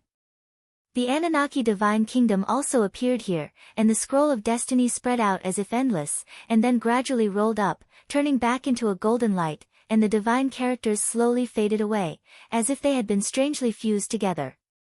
When the golden light quietly returned to its original state, the gods of Ennead and the Anunnaki all felt an inexplicable call and guidance, passing through time and space and appearing in a different world. Aman sat on the source of the Nile River, on the ice of the Saya Plateau, and on the mountainside of the Kingdom of Heaven. Every angel felt that this world seemed familiar, as it mysteriously extended and had merged with the original divine kingdom. The gods of Ennead and the Anunnaki had already received the guidance of Aman when they entered the Kingdom of Heaven, and now they were angels in the Kingdom of Heaven. They bowed together and said, "My God, the only God." Among all these angels, Girth, who had passed the test the latest and had just arrived in the Kingdom of Heaven, was now like a veteran guide, standing beside Aman and laughing at the crowd. "Welcome, angels. Ha ha ha, I came a step earlier than you. If there's anything you don't understand, I can introduce it to you." Murin knew the ins and outs of Girth, and looking around at the brand new Kingdom of Heaven, she smiled and asked Girth, "Do you see my palace? How is it different from before?" Girth was stumped by the question, and scratched his head a little embarrassedly. "I don't know where your previous palace was. There are many mountains and rivers here, and there are many palaces distributed among them. Which one is yours?" But Aman suddenly said, "Ea, do you see your world?" The shock in Ea's eyes had not yet faded, and he hurriedly bowed and replied, "I see it, my God, the Lord of Heaven. I have accepted your guidance, and my world is unfolding in the Kingdom of Heaven." Aman's Kingdom of Heaven was a fusion of the divine kingdoms of Ennead and the divine kingdoms of Anunnaki, and it was equivalent to an extension. Everything in the Kingdom of Heaven was still there, but there was a wonderful change. Ea was originally the god of wisdom of the Anunnaki, the god with the highest realm after the god of creation, and he had already achieved the level of the creator. He had also created his own world by relying on the Kingdom of Heaven, which was the same as the world that Seth created by relying on the divine kingdom of Ennead. No matter how rich and colorful the world of the creator was, it belonged only to him, and other gods could not enter it. Aman had seen Seth's world before, and it was like a drop of dew on the lotus of the beginning, and only Seth himself could hide in it.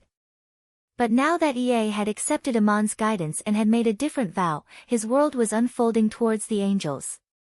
It was not that his cultivation had increased in an instant, but that the path he had confirmed had changed, and at the same time, it was also because of the miraculous guidance of Aman. The Creator became an angel and worshipped Aman as the one and only God, which was tantamount to integrating his own spiritual imprint and cultivation knowledge into the Kingdom of Heaven. His world was still his, but it was also equivalent to Aman's. This was a sacrifice guided by Aman's current realm. The one and only God was not just a title, but a real confirmation. From the perspective of some selfish people, Ea, as the creator, could have enjoyed his own world alone, but at this moment, he sacrificed it to Aman and became a part of the Kingdom of Heaven. It seemed like he was at a disadvantage. But this was the guidance he had accepted, the vow to enter the Kingdom of Heaven. In other words, if Ea was unwilling, Aman would not be able to integrate the Anunnaki divine kingdom, and even the original god of creation, Anu, could not do anything about it. So before Aman fused with the Ennead, he would go to kill Seth and persuade Osiris, and Anila had always hoped that he would do so. At this moment, Aman asked kindly, "Ea, other than that, what is the difference between this Kingdom of Heaven and the original Kingdom of Heaven?" Before Ea could answer, Murin suddenly said, "Oh, I understand, why you can leave the Kingdom of Heaven and go to the human world, and the Kingdom of Heaven will not collapse." As she spoke, there was a projection of message magic, and the angels suddenly understood the difference in the Kingdom of Heaven. Murin smiled and said, I can build myself a rose garden in the kingdom of heaven here. Although the divine kingdom created by the original God of creation could receive the angels to enjoy the carefree eternal life, the gods could not build palaces or anything else for themselves in the kingdom of heaven, because everything was created by the soul of the God of creation. If they wanted a palace, a garden, a mountain, a river, or a lake, they would have to ask the God of creation to create it. Unless they became the creator, they could attach themselves to the kingdom of heaven and create a world of their own, but that world would not exist for any of the gods. If they broke through the achievements of the creator and became another god of creation, it would be equivalent to breaking away from the divine system and building another divine system, and this was Seth's wish. Amon's achievements had surpassed that of the God of creation, and regardless of whether Amon was present or not, the angels could use everything that had been created in the kingdom of heaven to build their own gardens and palaces. In a sense, it was very similar to the scene in the human world. If the angels' achievements were higher, like EA today, then they would no longer be the creator in the original sense, but would become archangels, able to create things that originally did not exist in the kingdom of heaven. However, whatever the angels built or created in the kingdom of heaven would be integrated into Amon's spiritual imprint and cultivation knowledge, and Amon would also be able to control it. This was an amazing achievement, and Amon had completed a vow that amazed the gods. If one were to compare the archangel with the other divine systems from the perspective of the realm of achievement, the creator seemed to be equivalent, but it could not be compared so absolutely. Amon had established a completely different divine system, and the guidance that the angels followed was also a different system. Amon was a different god. Today, Amon might have fulfilled a prophecy. The god of the gods. Where did Anu and Anila, the original masters of the kingdom of heaven, go? To be honest, Amon also did not know. The two made a vow and went to the human world in the form of a new soul. But in a sense, they were still here. The spiritual imprint and cultivation knowledge of the creation of the kingdom of heaven had been integrated into Amon's soul and the kingdom of heaven. Amon was the former Anu and Anila. The god of creation was already the end of a path. If they left, the kingdom of heaven would collapse. If there was a pursuit of a higher realm, they had to give up in order to gain something. So Anu and Anila no longer existed at present, but these two did not fall. Instead, it was a new beginning. Their souls drifted in the human world, and it was unknown how many times they would go through endless rebirths, until one day they could verify their vow and understand the cause and effect of all this. But could they verify it? Even if the new life was lucky enough to receive the guidance of the power of origin, how many people in the world could transcend eternal life? If they did not have this luck, they would only be floating in a river that flowed endlessly.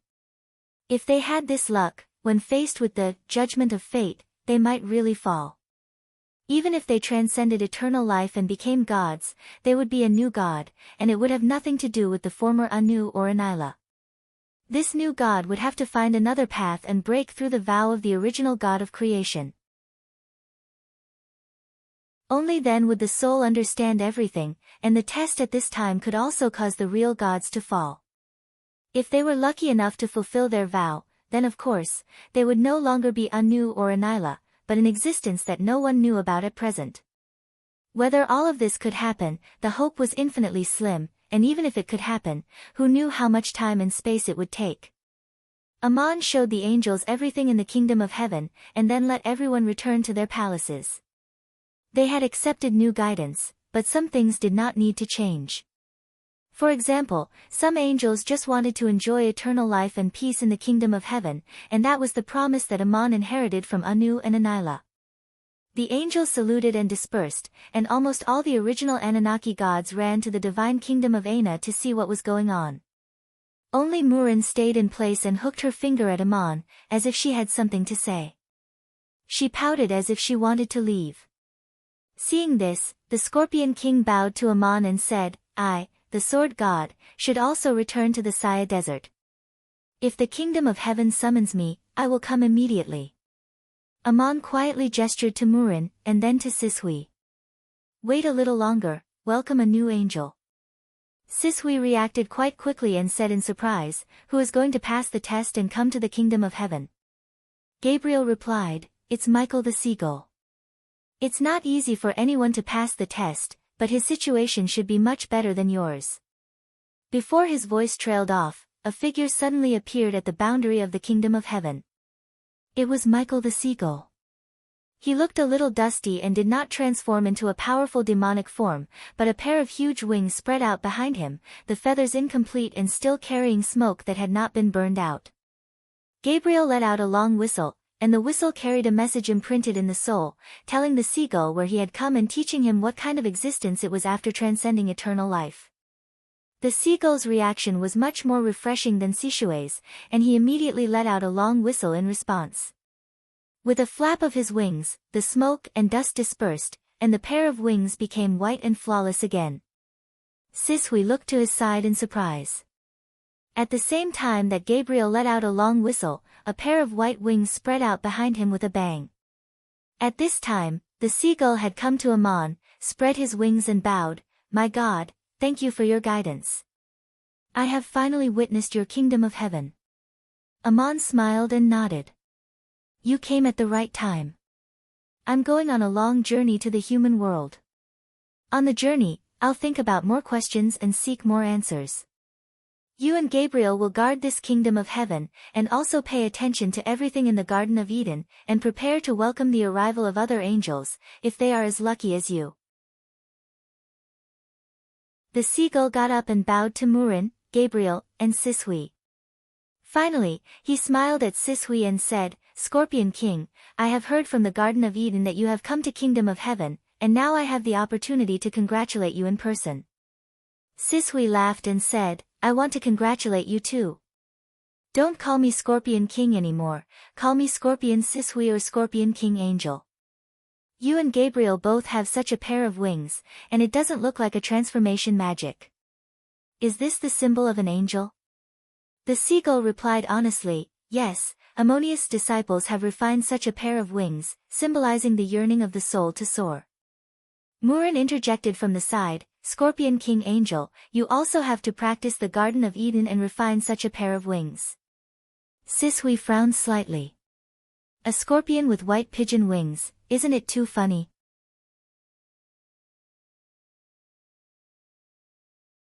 Chapter 298. Girth, on the other hand, asked Murin, "What about you? You are also an angel in heaven now. Do you also need to refine a pair of wings like this?" Murin giggled and did not reply. With a bang, a pair of pure white wings unfurled from her back. The goddess had long known that this day would come, and had already refined the wings of an angel, then turned her head and asked Amon with a smile, "Do I look like this on Liliang Mountain?" Amon smiled and said, "Of course Liliang. Just like the beauty of an angel. Scorpion King, go back to the Syrian desert. Gabriel and the seagulls guard heaven. I still have something to say to Murin, and then I will go to earth." After speaking, Amon disappeared in front of the angels and appeared with Murin in her heavenly palace, which was very much like the rose garden Murin built on the Assyrian plateau on earth. Murin looked at the fine and colorful flowers and grass on the plateau and asked faintly, "You created such a heavenly realm, and everything the angels created and built in heaven is seen by your soul. This is a realm that even ordinary gods can't imagine. Why do you want to go on a long journey to earth? What questions are you going to pursue and what answers are you going to prove?" Amon did not answer directly, but said with a smile, "As far as I know, the achievements of Zeus of Olympus are no less than mine, and so is Marduk. Although our vows are different and the directions of proof are different, after all, we are all existences that surpass the gods of creation. I once waited for Darius in a roadside tavern, but what I waited for was the incarnation of Marduk's proof. When I was talking to Marduk, another person appeared next to me, most likely Zeus. Their achievements are no less than mine at this time. What are they still seeking on earth? I know the achievements that Marduk wants to prove, and I can understand the world he wants to create, so what about Zeus?" The communication of the gods was not only in words, but also in voices. Amon had already imprinted the scene of his encounter with Marduk and the middle-aged man in the roadside tavern into Murin's soul. Murin pouted slightly and said, "Do you want to learn from Zeus? He said he was going to pick up girls. Are you going to pick up girls too?" Murin was obviously a little angry. Ammon smiled and said nothing. Murin said again, "Don't think that I don't know what you did in the underworld of Osiris. It was to avenge your cat. Did you have fun making Osiris kill himself on the spot?" Ammon still smiled and did not answer. In the eyes of the gods, the cause and effect of this matter was naturally clear. Murin just wanted to tease Ammon, so Ammon just smiled and listened. His smile looked very simple and honest. At this moment, Murin smiled again, and her smile became very charming. She looked up at Ammon and said, "So you also know how to make me happy? What happened?" Just as Ammon smiled and said nothing, the high priests of the main shrines of Igut received an oracle to build statues of Murin in the shrines of the cities all over the country and offer sacrifices to her. Ammon did not ask the cities of Igut to replace the original statues of Ammon and carve new ones of him, because the statues did not need to be rebuilt in the first place. Today, Ammon was Ammon. But after Tutankhamun ascended the throne, many new buildings were completed all over Igut, both civilian and official. According to tradition, important buildings were painted with statues of gods, and people still had to build new statues for Ammon. And in the major shrines, the statues of Archangel Seth had collapsed. Which angel should be placed in their original positions? They couldn't just leave such a space on the solemn altar empty, could they? People were also praying to Ammon, asking for the oracle's instructions. After Ammon merged the divine kingdoms of Ennead and Anunnaki, the original gods of Ennead and Anunnaki became angels in heaven, and the first oracle he gave was to build a statue of Murin. In fact, even if Ammon did not give the oracle, the prime minister of Igut, Rod Drick, would have done so, because the shrines in Talang were worshipped for Ammon and Murin. Ammon originally only had one shrine on Earth, which was built by Link and the cavemen in Talang. Probably because they had no experience or prejudices, it was very different from the style of the shrines in the other parts of the continent. On the altar, Ammon stood there with his arms around Murin, and although the statue was very lifelike, it did not look dignified enough. Since the existing shrines of Ammon were in such a form, Rod Drick would also refer to it. But the form of the statue would naturally not be as frivolous as the shrine of Talang. Murin stood on the altar, looking dignified, right next to Ammon, where Seth used to be. Because of the oracle of Ammon, in the myths and legends of the later generations of Igut, Murin was called Ammonius' wife. Word of mouth among the people and the transcription of the classics over the generations, along with the change of language, and later, Murin was called Mute, but this was something that happened many years later. Ammon did not speak but gave such an oracle, so Murin smiled at that time, and this smile was like the dark clouds in the sky dissipating. In fact, Ammon himself did not care whether his statue would be erected on the altar or not, because his understanding and confirmation of the realm of the source of divine power had gone beyond the concept of a certain kingdom or a certain divine clan. As long as there were people who accepted his guidance and had a firm belief, then the world would be his realm of the source of divine power. But when he was Ammonius, after all, he was still the main god that the people of Igut believed in, and he did not reject this method of kingdom sacrifice, it was just a choice for the people to believe in him. As for the angel Murin, she naturally preferred this method of drawing power from the divine realm, because she was, after all, born of the Anunnaki divine clan, a traditional god. Murin looked at Ammon and smiled, but suddenly frowned slightly, and said worriedly, "During the time you were fusing with the divine realm, you had no time to pay attention to the affairs of the world, and your prophecy back then has come true." Darius ascended the throne of Poti and continued the expansion of the Cyrus era, and Igut is still a vassal state of Poti. If the situation continues to develop like this, sooner or later your position as the main god in Igut will be lost, and the realm of the source of divine power will gradually be lost. Ammon asked with a smile.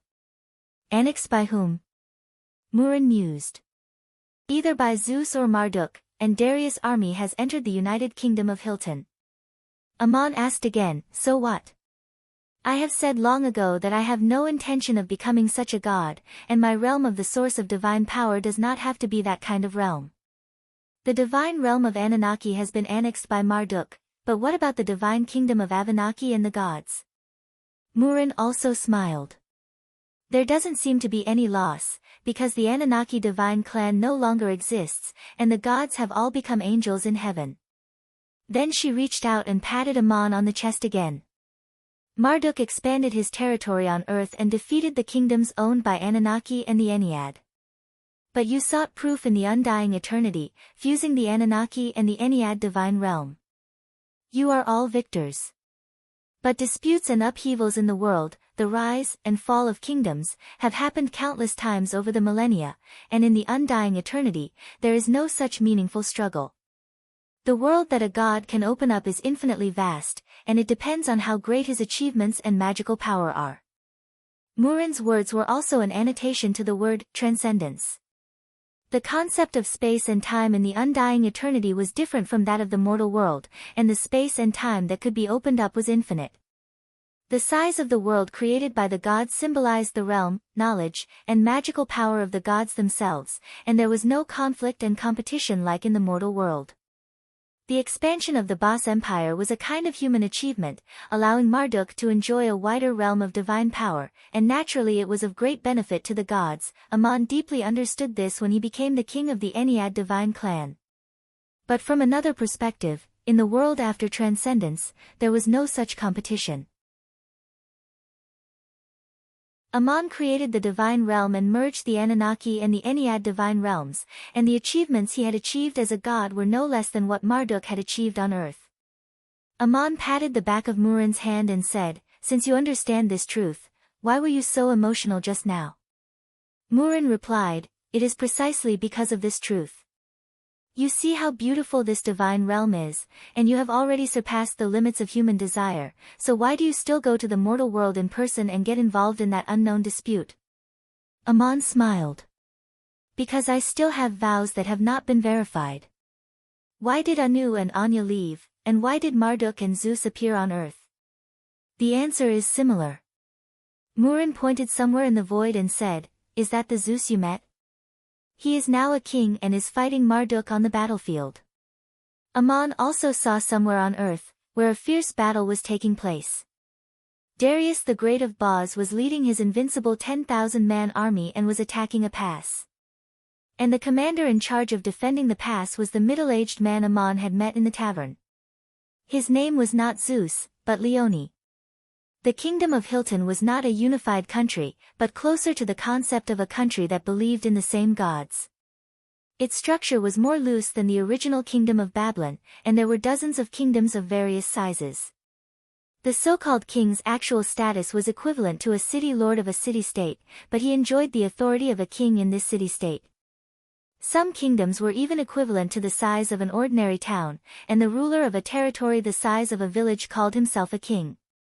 Many kings did not have a lineage, and the nobles or generals who held great military power took turns to ascend the throne in history, and the throne changed many times. Such rulers were also called usurpers by the sages. The entire kingdom of Hilton currently did not have a unified monarch, and it adopted a form similar to a city-state parliament to discuss the important affairs of the kingdom, forming a practical co-rule. But this form of co-rule was very loose, and internal conflicts often broke out. Among these large and small kingdoms, there was a kingdom with a very strong military force called Gabados, and Leone was the current king of Gabados. The kingdom of Gabados implemented a very cruel militaristic policy. The citizens of Gabados were born to fight, and weak or not strong enough babies were even abandoned at birth. They received harsh military training from an early age, and they had to become official soldiers at the age of 20. They stayed in the army until the age of 30 before they could get married.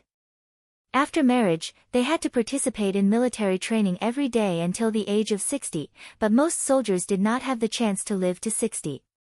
On the continent, official soldiers were at least first-level warriors who had awakened the power of their bloodline. That was to say, the adult male citizens of Gabados, except for a few mages, were all warriors who practiced body arts. What would happen if someone failed to become a warrior? Then he would be eliminated before the age of 20, and the so-called elimination meant that he died in cruel selection or cruel training. The men of Barbados did not produce, and all the people of Barbados firmly believed that they had the noblest bloodline. They only had one profession, and that was to fight and live by conquering the enslaved. Such a system was even harsher than the state policy implemented by Emperor Hinnock, but they also once formed a strong military force, and with a small population, they conquered and ruled a large surrounding territory. With tribes. Aman seemed to have not been long since the fusion of the Anunnaki and Ennead, but more than 10 years had passed in the human world.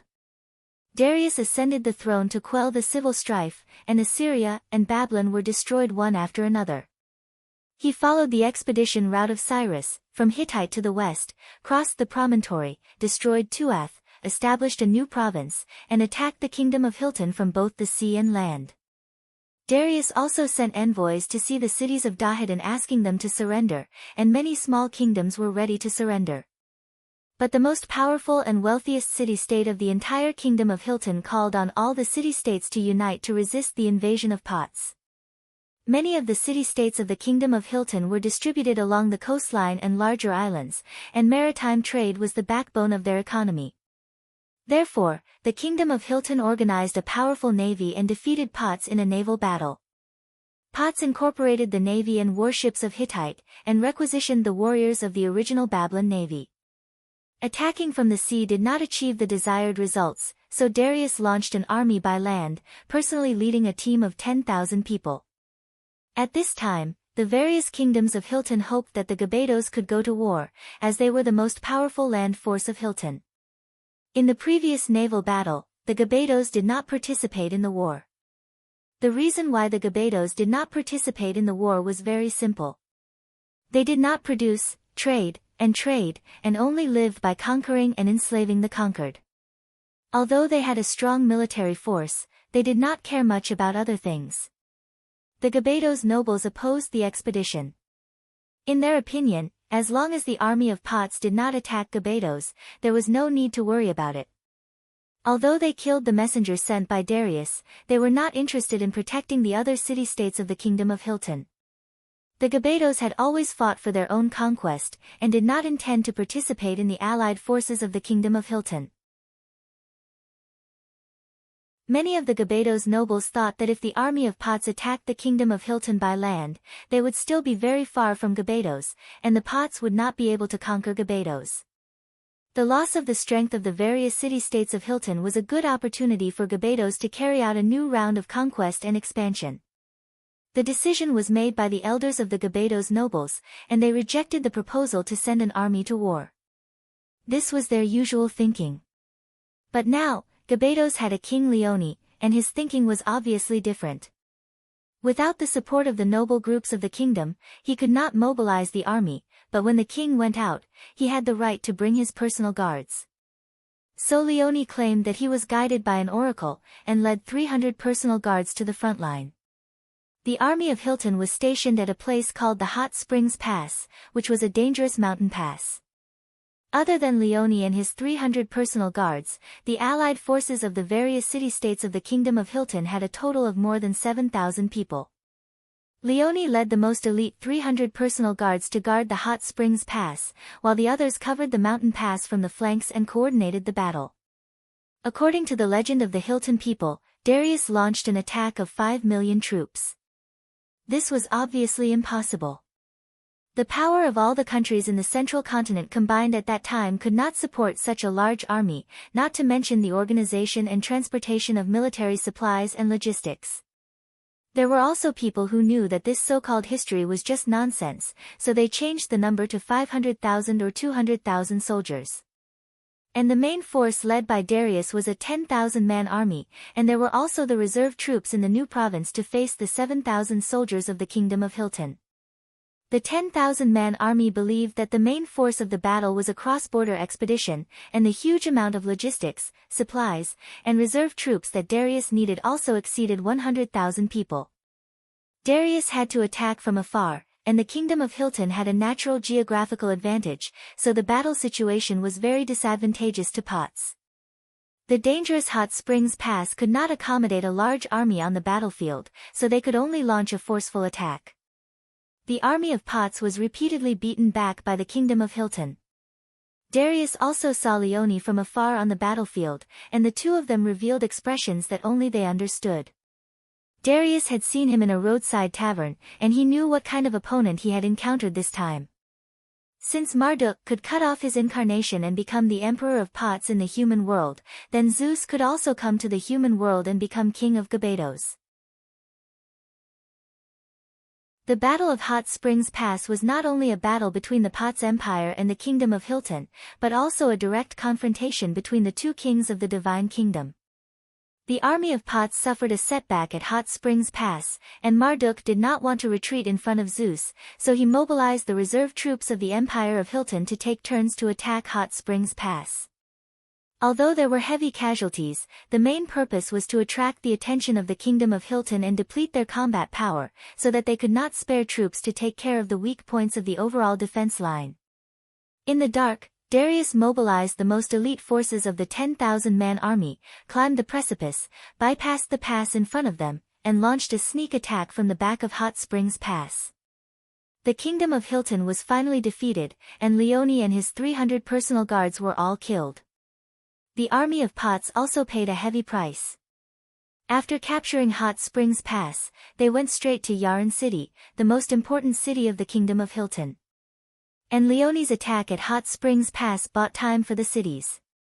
When the army of Pots arrived at Yarn City, all the people in the city had already evacuated, leaving only an empty city burning in flames.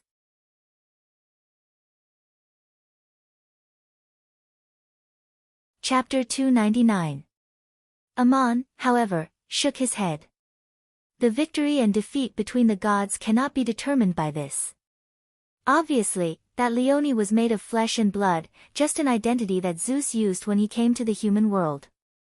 Leone's death is not necessarily Zeus's failure. As long as he achieved the result he wanted as Leone, then it would be equivalent to completing a certain kind of verification.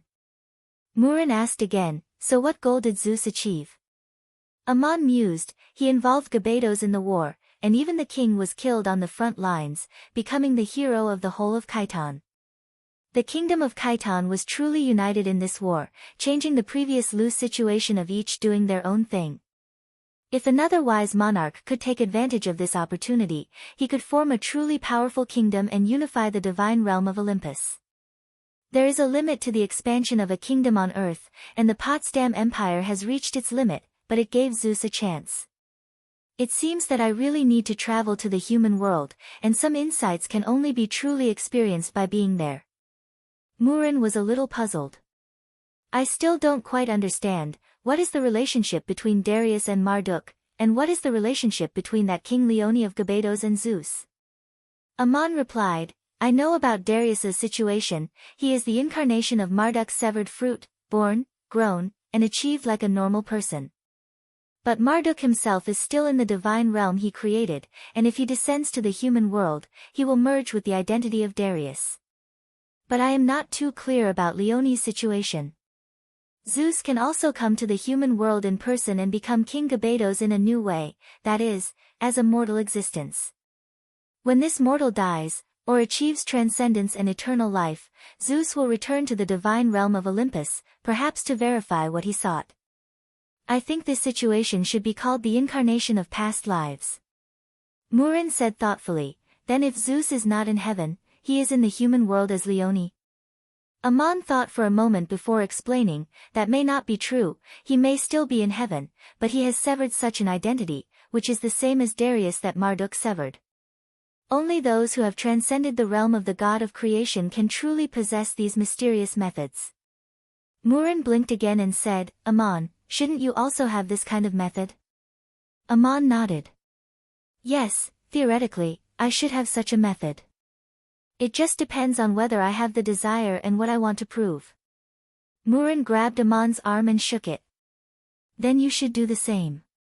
Cut off an incarnation of the fruit of proof or the incarnation of the world of experience to go to the human world, while you, as the Lord of Heaven, stay here. Ammon smiled and shook his head. No, I'm going there myself. I'm going alone.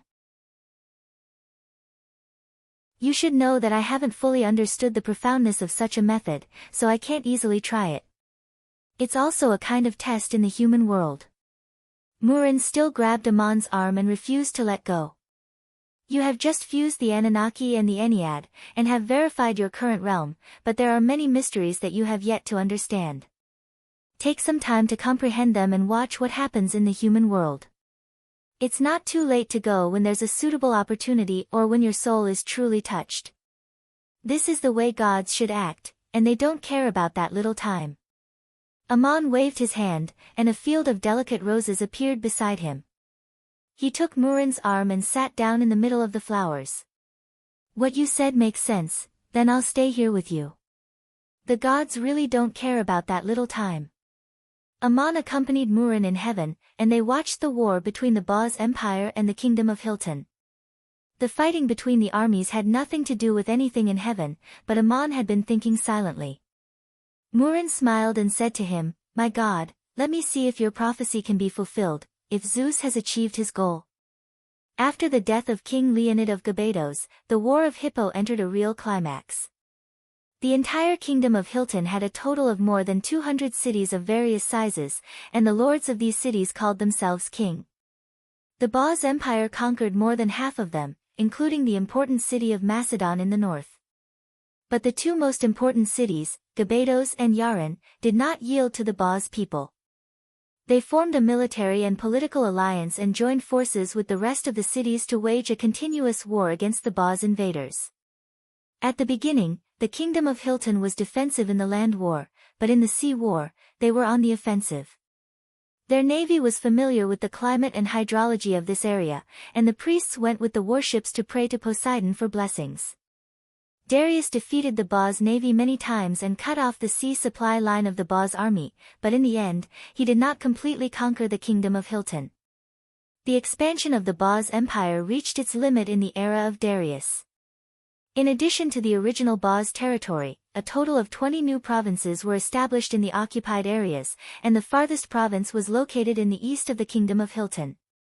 From the Boz territory to the Kingdom of Hilton, one had to cross the borders of the former Assur and Babylon, cross the Saya Desert, pass through the borders of the former Hittite kingdom, cross the straits, and pass through the conquered Kingdom of Turkic. One could imagine how vast its territory was. In its vast territory, there were all kinds of tribes living, and they believed in all kinds of gods. The economy and culture of the different regions were very different, and people even spoke many different languages. When the expansion of the conquest was blocked, and the foreign war entered a stalemate, such a long expedition was a great test for the Boz Empire's logistical supplies. The consumption of war was not conducive to the consolidation of the kingdom's political power, so the War of Hippo became a turning point. At this time, there was also an unforeseen event at the border of the empire. Igut, which was ruled by Rod Drick, took the opportunity to declare independence from the Boz Empire, and no longer pay taxes to the Boz Empire. Rod Drick saw that the Boz Empire had fallen into a stalemate in the War of Hippo, and that its expansion had reached its limit. He made this decision, and at the same time, he made military preparations. He believed that the current Boz Empire did not have the ability to launch a large-scale expedition on both fronts, and in the name of Ammonius Oracle, he issued a call to the people of the country. Did Ammon send an oracle? Yes, he did. Rod Drick prayed in Ammonius' temple, asking for guidance from the gods. Ammon's voice said, "I can tell you about the current situation in the Boz Empire. If you want to achieve your goal, now is the best time. As for whether or not you can achieve your goal, you and the people of the Boz Empire have to work hard. Just do as I say." Igut was the first vassal state to declare independence from the Boz Empire, so of course, the Boz Empire sent troops to punish them. After a bitter battle at the Red Sea, the Boz army did not win, and at this time, Darius died. Murin, who was in heaven, said to Ammon in puzzlement, "How did Darius die?" Ammon smiled bitterly, "Leonid will die, and of course Darius will die as well. Their identities are mortals, flesh and blood. Zeus and Marduk came to the human world as incarnations to become monarchs, not practitioners. What they wanted to prove was not the path of transcendence and immortality. I think Marduk saw it more clearly than I did. The expansion of the Baz Empire had reached its limit, marked by the defeat in the Greco-Persian War and the rebellion of Igut. He came to the human world and obtained the knowledge he wanted to prove, so I think his goal should have been achieved. Murin asked again, Aman, in terms of your achievements, what goal did Marduk achieve, and what achievements did he prove? Aman narrowed his eyes and said slowly, look at the Baz Empire. Darius is the most outstanding monarch in the history of the continent, and he accomplished what all the previous monarchs dreamed of doing but could not do. In my personal experience, Lazith too, Emperor Sinek, and others all had such ambitions, but they could not achieve them, but Darius did. There was a trace of confusion in Murin's eyes. You once explained to me the achievements of the gods of creation, that is the end of human desires, and that it can only be achieved by transcending the human world. And Marduk has surpassed the gods of creation. What did he prove in the human world, and what did you see? Aman replied thoughtfully, I saw the difference between the divine realm he created and the heavenly realm I created. Marduk merged the divine realm of the Anunnaki divine clan, but allowed the existence of different gods, real and fake, while Darius conquered almost all the kingdoms on the continent, forming a unified great empire. This is a kind of fusion, a kind of innovation, and also a revelation to the latecomers, and even influenced and changed the world. If anyone on the continent wants to build such a kingdom and manage such a large area and so many tribes, they will have to learn from Darius' approach. Murin nodded and praised. Marduk came to the human world as Darius, gathered the essence of traditional imperial techniques, and built such an empire. No predecessor on the continent had any experience, so he could only summarize and create on his own.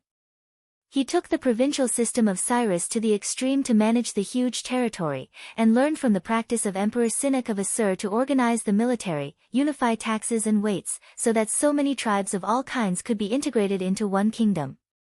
Aman continued, this is a fusion of seeking common ground while reserving differences, and Marduk himself also had many identities. The people of Baz worshipped the faith of fire as the state religion and promoted it everywhere, but allowed the original beliefs of the gods to be retained everywhere. The divine realm that Marduk opened up in the immortal eternity is already very clear. It can accommodate all kinds of gods, and it can also allow all kinds of creators to create their own world in his divine realm. You can say that it is rich and colorful, but it can also be said that it is full of demons and devils. This is what he wanted to prove, and his goal has been achieved, so the identity of Darius is no longer important. Murin asked with interest, it seems that you have also understood this kind of verification and understand his divine realm, so can you also take a look for yourself? Just like when you first entered the divine realm of Eru. Aman smiled. Yes, since I have understood it, of course I can enter that world. Do you want me to take a look? Murin showed a very curious look. Will it be dangerous? Aman smiled and shook his head. Existences like Marduk and I will not directly take action unless we have no other choice, just like Anu or Ingra back then. No one can afford to fall, and not falling is also a kind of promise. Murin asked again, how long will it take? Aman replied. I'll be back soon. Murin patted Aman on the back and said, then you should go take a look. I'm also very curious about what his divine realm looks like. Aman stood up and said, okay, I'll go. With that, he stepped into the inexplicable void and disappeared into the immortal eternity. Murin's eyes widened, and before she could speak, she saw Aman take a step back from the immortal eternity, with a strange look in his eyes. Murin said in surprise, what's wrong, you didn't go? Aman shook his head with a wry smile and said, no, I'm already back. Murin was stunned, so fast. Aman explained, yes, it's that fast. As soon as I entered that world, I alarmed Marduk, and I didn't want to say anything more to him, so I turned around and came back. Murin grabbed Aman's arm and asked, what does his divine realm look like, and what is its name? Aman did not speak, and a huge amount of information was imprinted into Murin's soul, and the angel who had transcended eternal life almost lost her footing, and her body swayed as she was hugged by Aman. Many mysteries could not be described, so Aman directly imprinted his own experience into Murin's soul, as if Murin had witnessed it herself, and then passed through the immortal eternity and entered a land of mountains and rivers, which could be said to be colorful and chaotic. Using detection magic to the limit, as far as the eye could see, there were beautiful prairies full of wild flowers, dense jungles overflowing with miasma, and deep ravines filled with gloom, as if countless worlds were layered together. The place where he stood was a dirt slope, surrounded by no grass, and in front of him was a huge stone tablet with words on it. This stone tablet and words could not have appeared in the mortal world, and it was not engraved with any kind of language, but changed according to the perception of the viewer. If an illiterate god came here and saw this tablet, he would naturally be able to sense a kind of information and understand what was written on the tablet. What Aman saw was similar to the divine text on the scroll of destiny, and the information he felt explained the origin of this world. The words on the tablet that Aman saw were, "the world of freedom," and the small inscription below was, "Bushuan." But with Murin's perception, the words she saw in the information were, "the world of the Creator," and the small inscription below was, "Marduk." The Creator was an achievement that allowed one to create a world that belonged only to oneself in the immortal eternity. Marduk already had the achievement of the Creator long before he left the Anunnaki divine clan, but he did not attach himself to the divine kingdom to create his own world, and he used another identity to prove another realm, the world of freedom.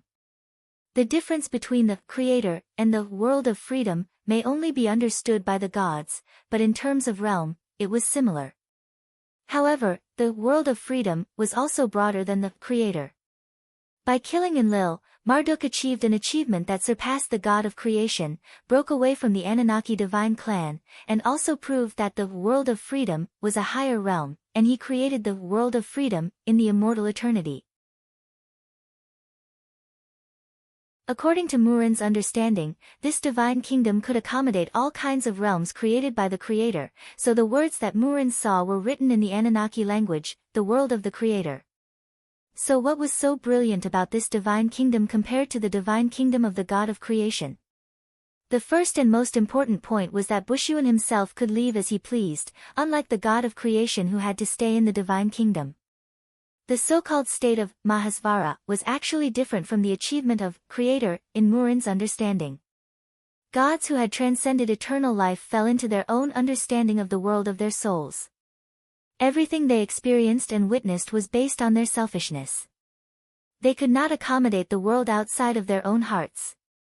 Therefore, no matter how powerful their magic power was or how high their knowledge was, the world they created could not be opened. If the gods who sought this realm continued to see through it, there were still various possibilities, perhaps they would have higher achievements, or perhaps they would fall. Bushuan, on the other hand, had broken through to a higher realm. His divine kingdom was a world that could accommodate all kinds of world of freedom, and it also received all the transcended eternal beings who were willing to come here. The world that Bushuan opened was also closed and could not be shared with the gods, but after he achieved higher achievements, he extended the spiritual world of his own realm and created a world of mountains and rivers. Those gods who were unwilling to abide by the vows of the various divine clans and only pursued their own desires could come here. If they could achieve the world of freedom, similar to the Creator, they could also rely on Bushuan's divine kingdom to open their own world. Such gods were also called the Demon of Freedom, and Bushuan was called the Demon King. This divine kingdom could be said to be full of demons, and there were all kinds of gods. They did not have a unified guidance in the human world, and some did not leave any guidance at all. The master of this divine kingdom was Bushuan, but as long as those who received guidance did not infringe on Bushuan's interests, Bushuan could not be bothered to care about them. What Bushuan wanted was the soul imprint and cultivation knowledge that the Demon of Freedom had integrated into this world. With such a huge amount of information imprinted in her soul, Murin took a while to regain her senses. She asked in surprise, "Why don't I see any gods in this divine kingdom?" Aman smiled and explained, "This world has just been created not long ago, and there are not many gods who have entered there." Murin asked again, "I also don't see any worlds created by the Creator of Freedom." Aman explained again, "Those gods cannot be called Creator completely, they should be called World of Freedom, but their achievements are similar to the Creator." You cannot see those worlds, and only the demon of freedom can enjoy them. The result of my observation is that the world of freedom attached to Bushuan's divine kingdom is small. There are not many worlds yet, and most of the gods who enter there do not have such achievements. Murin grabbed Amon's arm and said, "You mean that Marduk's divine kingdom can accommodate all kinds of creator worlds, but those worlds cannot be unfolded. From this point of view, Marduk is not as good as you. Those demon of freedom are not as good as the archangels like Ea in heaven." Amon smiled and shook his head. "You can't say that, Marduk's vow is like this. The gods who enter the world of freedom do not need to believe in Marduk, nor do they need to be Marduk's disciples on earth, they just have the same selfish beliefs, so Marduk's divine kingdom is like that. This is also an achievement that amazes me, but it is not what I seek." P.S. Some readers like to compare the contents of this book with world history to research. As far as the subject matter is concerned, the content of Dubhi has actually flattened nearly 2,000 years of mythological history and civilization history and compressed it into a few decades. It takes place in the background of a foreign land. Historical characters and their experiences converge in this background, passing through and condensing time and space. This is something that needs to be specially stated.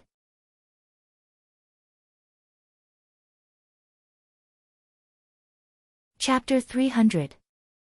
Murin finally understood what kind of divine kingdom it was and covered her mouth. Marduk can really imagine that he created such a divine kingdom. The more gods attached to the divine kingdom, the broader his knowledge, and in theory, it is endless. Amon nodded and said, "Yes, he sought this oath in the human world, and broke through the limits of this oath in the divine kingdom. I also went through a similar process, but the oath was different, so I created my own divine kingdom." Amon and Murin discussed what kind of divine kingdom Marduk had created in heaven, while the affairs of the human world continued. Darius died and his son Xerxes ascended the throne, and the empire of Bos and the united kingdom of Hellas were still in a state of continuous war. In the various city-states that had been conquered by Bos, resistance activities also rose and fell, and the empire of Bos turned from offensive to defensive. Marduk had already confirmed the state he was pursuing, and what happened next had nothing to do with him. Even the son of Darius, the new emperor of Bos, Xerxes, did not know that the great god of light Mazda that the people of Bos worshipped was another identity of Marduk. As the expansion of the empire of Bos came to an end, its national policies also began to change, and its internal governance became increasingly harsh. Finally, one day, Xerxes ordered the burning of the divine gate in Babylon city and the demolition of Marduk's shrine, only allowing the people to worship the great god of light Mazda and the holy fire of light that the Bosians believed in. Murin watched this scene unfold and secretly laughed in heaven, leaning in Amon's arms and shaking with laughter. Darius' son ordering the burning of Marduk's shrine was indeed absurd and funny in the eyes of the gods. But as she laughed and laughed, Murin's expression suddenly changed to anger, and she stood up and said, "Amon, your people actually demolished our shrine." Amon also stood up and patted him on the shoulder. "Why are you angry? You were laughing at Marduk just now, but we will also suffer the same injustice that he suffered." Murin asked, "Would you be happy?" Amon sighed, "It doesn't matter if I'm happy or not, I'm just a little emotional that Marduk's prophecy back then has been confirmed. Sure enough, it was my people who demolished my shrine without letting Marduk do it, and it was not the Pot's army who did it. Amon was the god of Igut, so Rodrik would not order for his temple to be demolished. The temple that was demolished was the one in Talon, which was Amon's earliest temple. It was Amon who guided his disciples to build the city of Shuling. The statue of him hugging Murin had been standing on the altar, accepting sacrifices from the people. It had become a symbol of faith. How could it be torn down by the people of Shuling? This was the vicissitudes of life. Marduk once said to Amon, "Even if my believers occupy the entire central continent of today, I will not interfere with the faith of Selenberg. But I want to remind you of one thing, people believe in gods not because they are born to believe, but because they can get spiritual comfort from the gods, or fulfill their desires in the name of the gods. Things change, people's hearts change, and the descendants of Sellenberg will also make different choices, and when that time comes, I'm afraid you will watch your statue fall. When Marduk said this, he not only used the identity of Marduk, but also told Aman that he had another name, Paksan, which meant that no matter which identity he gave the oracle or guidance, it would not interfere with the faith of Sellenberg, and the gods would naturally keep their promises. The Potts Empire successively destroyed Elam, Hittite, Assyria, Babylon, and other countries, and the plains of Duk were naturally included in the vast territory of Potts. The city of Sellenberg occupied the northern part of the plains of Duk, while the southern part was occupied by the cities of Meso and Budamia, which were occupied by Hittite. After the fall of Hittite, Potts merged Meso, Budamia, Saya, and several nearby city-states together to establish the province of Saya. The status of Sellenberg had always been very special. It had always been independent, but it had never declared independence in name, and on the surface it was subordinate to the Hittite kingdom and Saya. When the Hittite kingdom was annexed by Potts, it was subordinate to the newly established province of Saya. The territory controlled by Sellenberg was completely surrounded by the Potts Empire, and trade had to be conducted with the Potts Empire. There was no other choice. The resources produced in Sellenberg could only be sold to the provinces of the Potts Empire, and the products needed by Sellenberg also had to be exchanged with the surrounding provinces and pay taxes set by the Potts Empire. Apart from the fact that the Potts Empire did not assign a capital to Sellenberg, the status of Sellenberg was equivalent to a relatively large city-state in the Potts Empire, and it could not be separated from the Potts Empire. After George and Link retired to the Garden of Eden, and Aesop and Joshua grew old, when Aman left Sellenberg, the main governors of Sellenberg were Tich and Usser.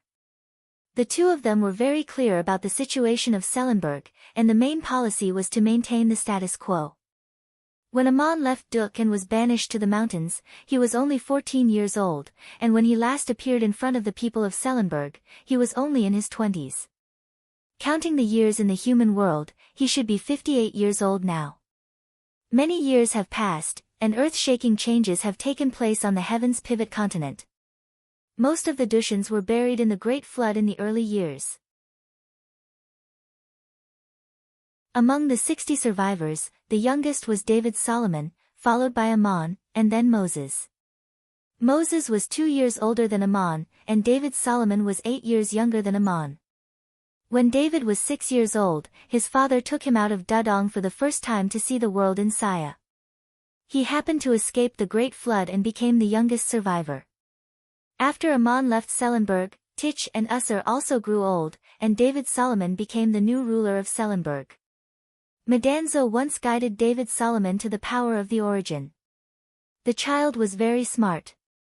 He achieved the 6th level before the age of 20, but it took him many years to continue to advance. It was only when he became the governor of Sellenberg at the age of 40 that he broke through to the 7th level. David Solomon also inherited the blood essence of the Dushians that had been accumulated for thousands of years, and the power of the origin guided by Medanzo. He was very strong and very smart. But some things were not clear. People with better aptitude or smarter aptitude were more likely to understand the various mysteries of cultivation, but one could not only rely on these to achieve the highest level. Otherwise, there would not be so few people in the world who could achieve the highest level. In his youth, David performed better than Aman in many aspects, but in the world, there were almost countless people who were superior to Aman in many aspects. In contrast, it was already quite remarkable that David was able to break through to the highest level of the origin and become the leader of Sellenberg. In the later period of Tich and Usser's rule, Sellenberg actually entered the era of judges. The Dushians gradually became the rulers of Sellenberg and took control of the power and wealth of the city. Of the 12 judges guided by Moses, 3 died in battle, 3 later entered the Garden of Eden, and the rest grew old in Sellenberg. These judges were very old and authoritative. They guided the Dushians to offer sacrifices to Allah and played an increasingly important role in the management of the city until David grew up. The new generation of Dushians also began to flourish. The descendants were reluctant to mention the Dushians who represented the sinners. They only claimed to be the people of Sellenberg who made a pact with Allah and were saved and blessed by the gods. With the support of the older generation of judges, Solomon himself was also extremely talented. Not only did he establish absolute authority among the people of Quelling, but he also controlled the entire city of Quelling. Bingku, who the people of Quelling believed in, gradually replaced the position of the original god Amon. This result was somewhat surprising, but from another perspective, it was also inevitable. Back then, there were only a few dozen survivors of the Dushians, but when they came to Sellenberg, there were already thousands of residents in the city. It seemed inconspicuous, but they enjoyed the most fertile land, inherited the minds of their clansmen, and made important contributions in the war to protect the city. The surviving generation of Dushians could be said to be extraordinary. They had gone through many hardships and finally, when they were freed from the bitter fate they had endured for generations, they no longer had to do the hard work of mining. They did very well in running farms, trading, and lending businesses, not only because they had capital and prestige, but also because they had mastered knowledge and resources. Strength and wisdom were also the wealth left by their ancestors, making them the richest people in Sellenberg. Girls were willing to marry the Dushians. They had superior conditions and were able to provide their descendants with the best education and living environment. They could even master several languages and scripts on the continent. Gradually, their population prospered.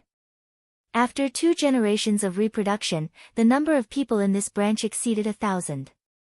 The rest of the people in Sellenberg were mainly made up of several groups, cavemen or highland giants who moved from the deep mountains, wandering explorers and rogue proletarians from the surrounding countries, bankrupt craftsmen, and landless farmers. These people could not be compared to the Dushians in any aspect. Not to mention, the vast majority of them were illiterate. The Dushians, who controlled wealth and knowledge, also had the power to offer sacrifices to the gods in the city, representing the will of the gods. People's faith did not come out of thin air. It would inevitably be affected by the environment. The Dushians controlled economic and political resources, so naturally, they controlled the social resources to spread their faith. The generation of people who summoned Ammonius on the battlefield in the early years gradually passed away, and the new generation gradually grew up.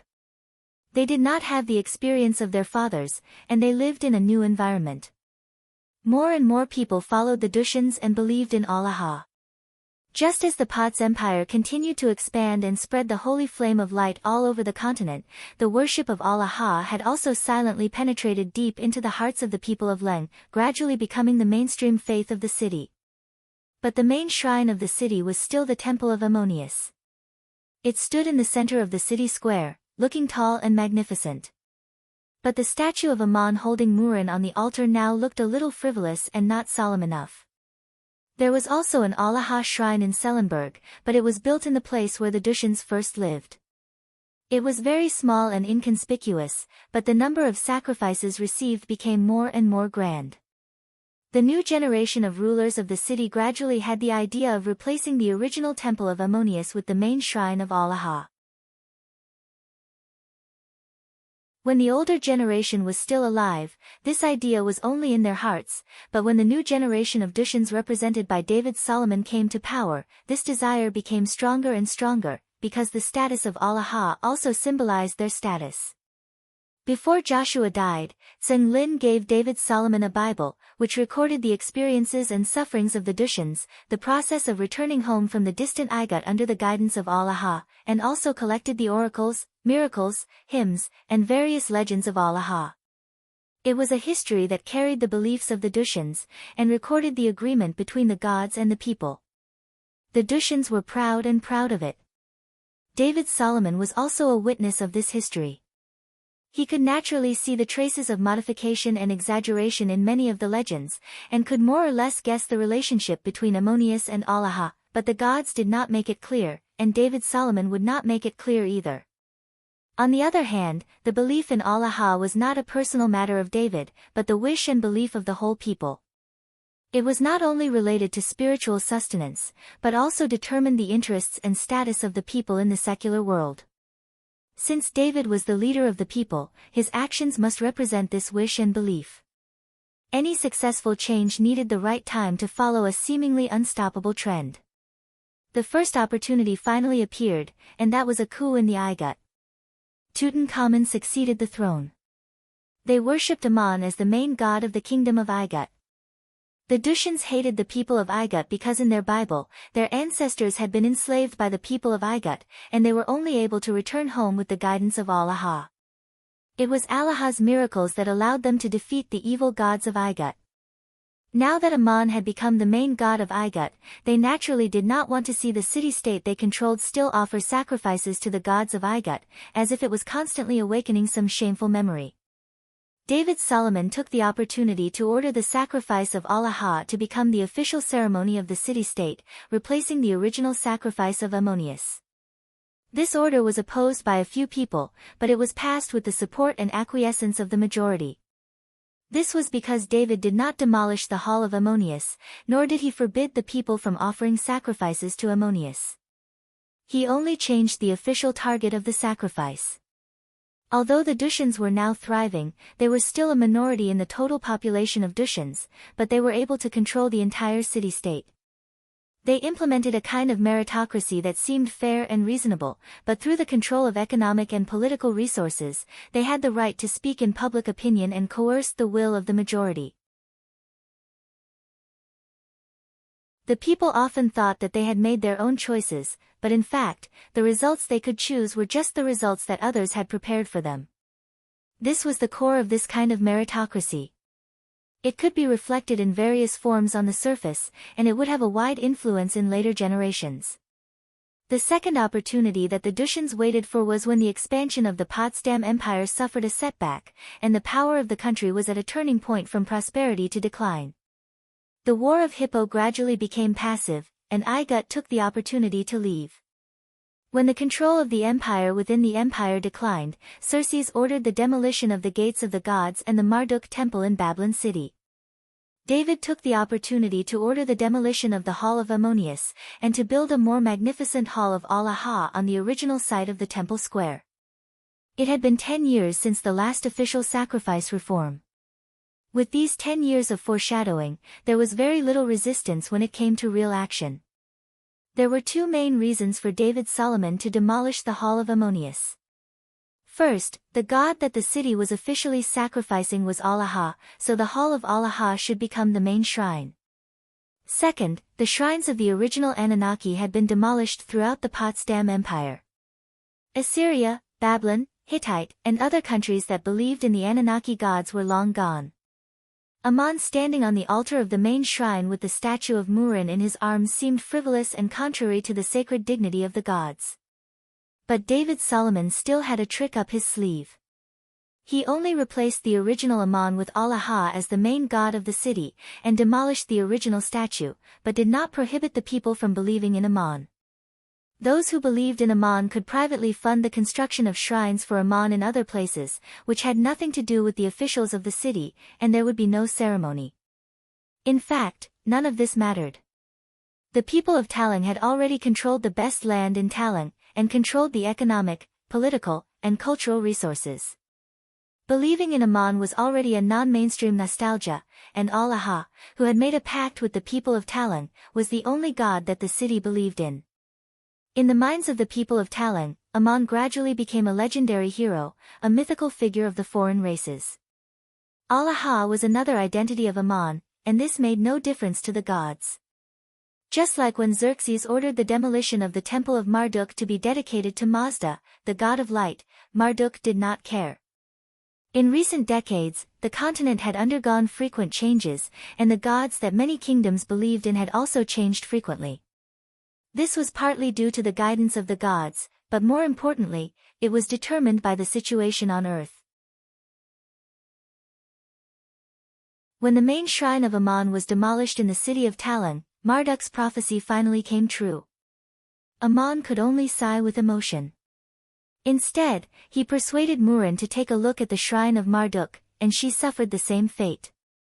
Murin was only angry for a moment, and then she said with annoyance and amusement, "I used to be the guardian of the town of Duk, but the town of Duk was destroyed by the flood. I hoped that you could guide my people to restore my divine realm, and you fulfilled your promise. But now, it is your people who have demolished the shrine of you and me. As a god, you should have become very calm in the long history.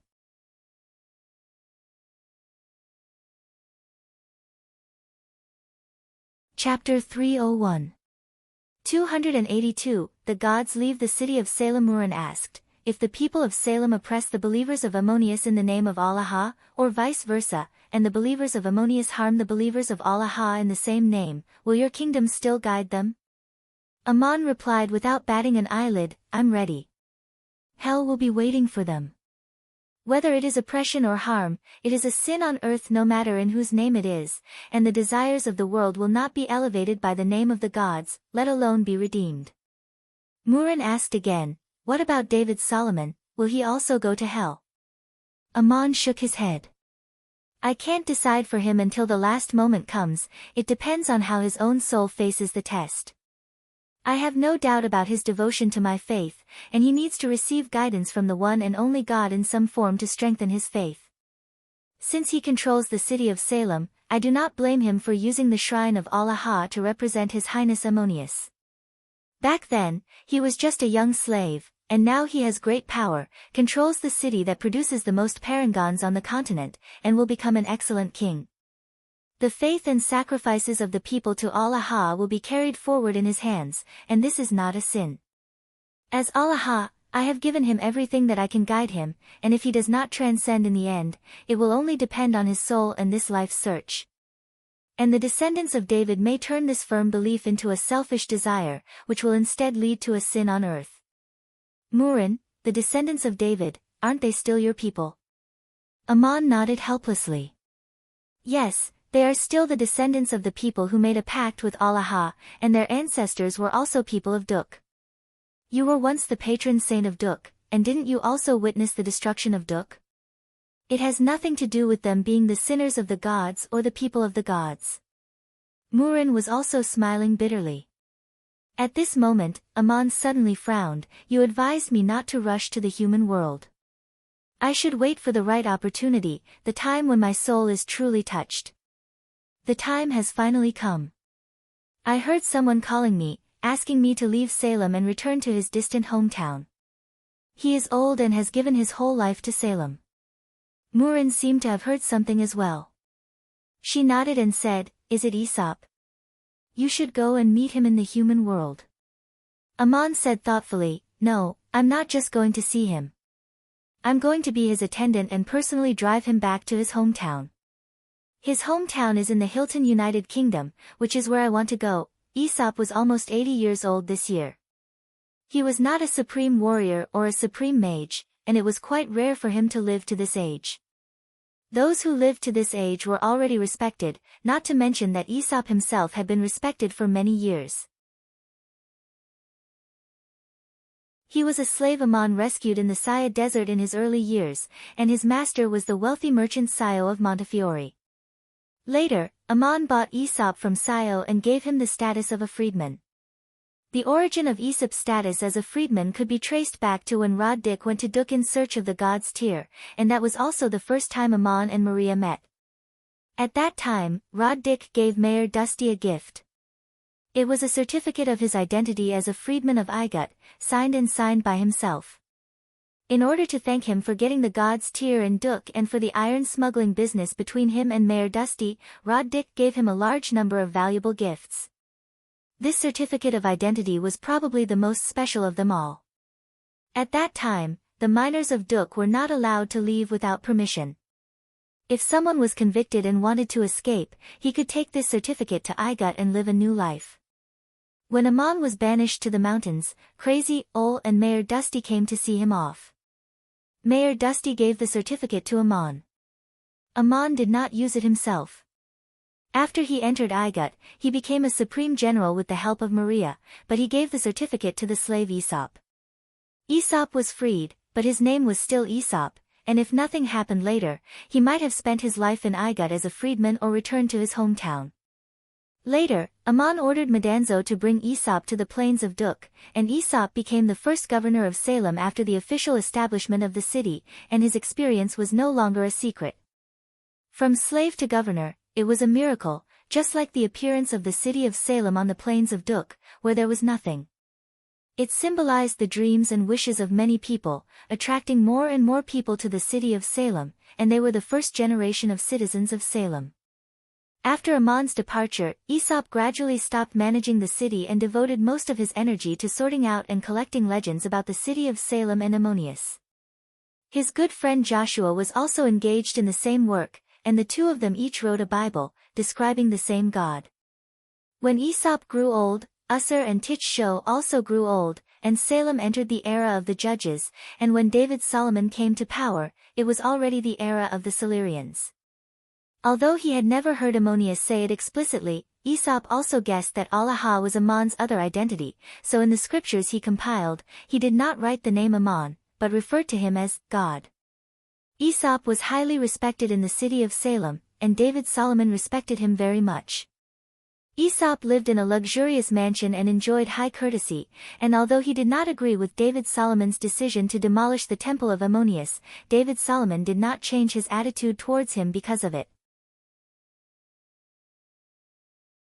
But David's respect for Aesop was one thing, and what he wanted to do was another, and he would not demolish the temple of Ammonius out of respect for Aesop. On the day that the main shrine of Ammon in Salem was demolished, Aesop stood in front of the window and looked in the direction of the city square, calling out to Ammon in his heart, "My God, the only God. Whether your name is Ammon or Allah, you will always be the one who saved my life in the desert, the one who gave me freedom in Igut, and the one who made my dream come true in the plains of Duk. I built this city with my own hands and countless people, and it was you who guided my people here, allowing them to return to their homeland that flowed with milk and honey. Now it has become a city of the Silurians, and the Allah that the Silurians believe in is still you, but for many of them, it is no longer you. Your temple is only a symbol of their desires. They destroyed your first temple because of this. You may sigh or smile as you watch all this happen in the kingdom of heaven. And I have witnessed it all with my life, and perhaps I have lived too long, and I thought I would rest here forever, but when I saw your statue being demolished, it awakened a wish that had been buried in my heart for many years. When I looked up at the stars as a slave, my soul was free, and I have been looking for my home, just as the Silurians are looking for theirs. Thanks to you, although I am not young, my body is still strong enough to travel far again. I want to return to my homeland before the end of my life and take a look at my former homeland." The old mayor quietly shed tears as he prayed, and at this moment a voice said, "Aesop, are you leaving here?" Turning around, he saw that Madanzo had come behind him at some point. Aesop replied, "Yes, I want to return to my homeland. This wish has been buried in my heart for many years. I have stayed in the city of Salem all my life, and now I am no longer needed here, and the Bible I wrote has been sent to Igut for the descendants of Sio to pass on. Now it is time to fulfill my last wish, and while I can still drive the carriage, I will leave Salem for my hometown." Madanzo sighed and said, "If David Solomon is disrespectful to you, I can reprimand him. If you don't like living here, Ammonius doesn't mind taking you to the Garden of Eden. If you are going on a long journey, you can ask the city to send guards and servants to escort you." Aesop shook his head. "I will go back the way I came, and I don't want to disturb or bother anyone. My homeland is not the homeland of guards and servants. I will go back by myself. I only need a carriage and 2 horses." Madanzo dissuaded him, "How is that possible? Not to mention your age, I know you are still in good health, but the war between the United Kingdom of Hilton and the Boz Empire is not over yet, and it is too dangerous to travel like this." Aesop, with my age and life experience, this little bit of danger no longer matters. It is precisely because my homeland has been ravaged by the flames of war that I want to go back and see it even more. As long as I embark on this path, my wish will be fulfilled, and I don't mind if I can reach the end. I once promised Ammonius to build a new city on the plains of Duk, so when I leave, I will make a request to Ammon, hoping that he will hear my call and prayer. Aesop, you have fulfilled your promise, and I hope to help you fulfill your wish. Back then, it was Madanzo who escorted you to the plains of Duk, and as you said, you can go back the way you came, and now it is Madanzo who will send you back to your hometown. The first time I went to Igut, it was you who drove me, so this time I will drive for you." Another voice sounded, and Ammon appeared in front of Aesop. Aesop suddenly saw Ammon appear and hurriedly prostrated himself on the ground and saluted, "My God, thank you for allowing me to leave Salem to fulfill my last wish, but how dare I let you drive for me?" Ammon reached out to help him up and said, "I am going to the kingdom of Hilton as a mortal, I have my purpose, and I will send you back to your homeland on the way." Aesop grabbed Ammon's arm, tears welling up in his eyes again, "But you are my God. I used to think that I would never see you again before the end of my life." Ammon smiled and said, "This time, I am both escorting you and you are helping me. If I were just a mortal, I would never be able to thank you enough for what you have done for me. If you think of me as your God, then what I am saying now is an oracle, please do not refuse." Aesop had not seen Ammon for decades, and at this moment when the gods suddenly appeared in front of him and said such words, he was so excited that he grabbed Ammon's arm that his whole body trembled slightly. But Medanzo suddenly asked, "Aesop, have you ever yearned to fly in the sky?" Aesop was startled and replied, "When I was very young, I did have this yearning, hoping that my body could fly like my soul, but I can't fly." Medanzo smiled and said, "Then you can fulfill a wish, Ammonius, and I can take you across the sea, avoiding places where there is conflict. I have long heard a lot about the kingdom of Hellas and have always wanted to see it, thank you for being my guide." Ammon also smiled and said, "Aesop should be the best guide on the continent, and this trip is not only to send Aesop back to his homeland, but I also want to meet the various sages who are famous on the continent.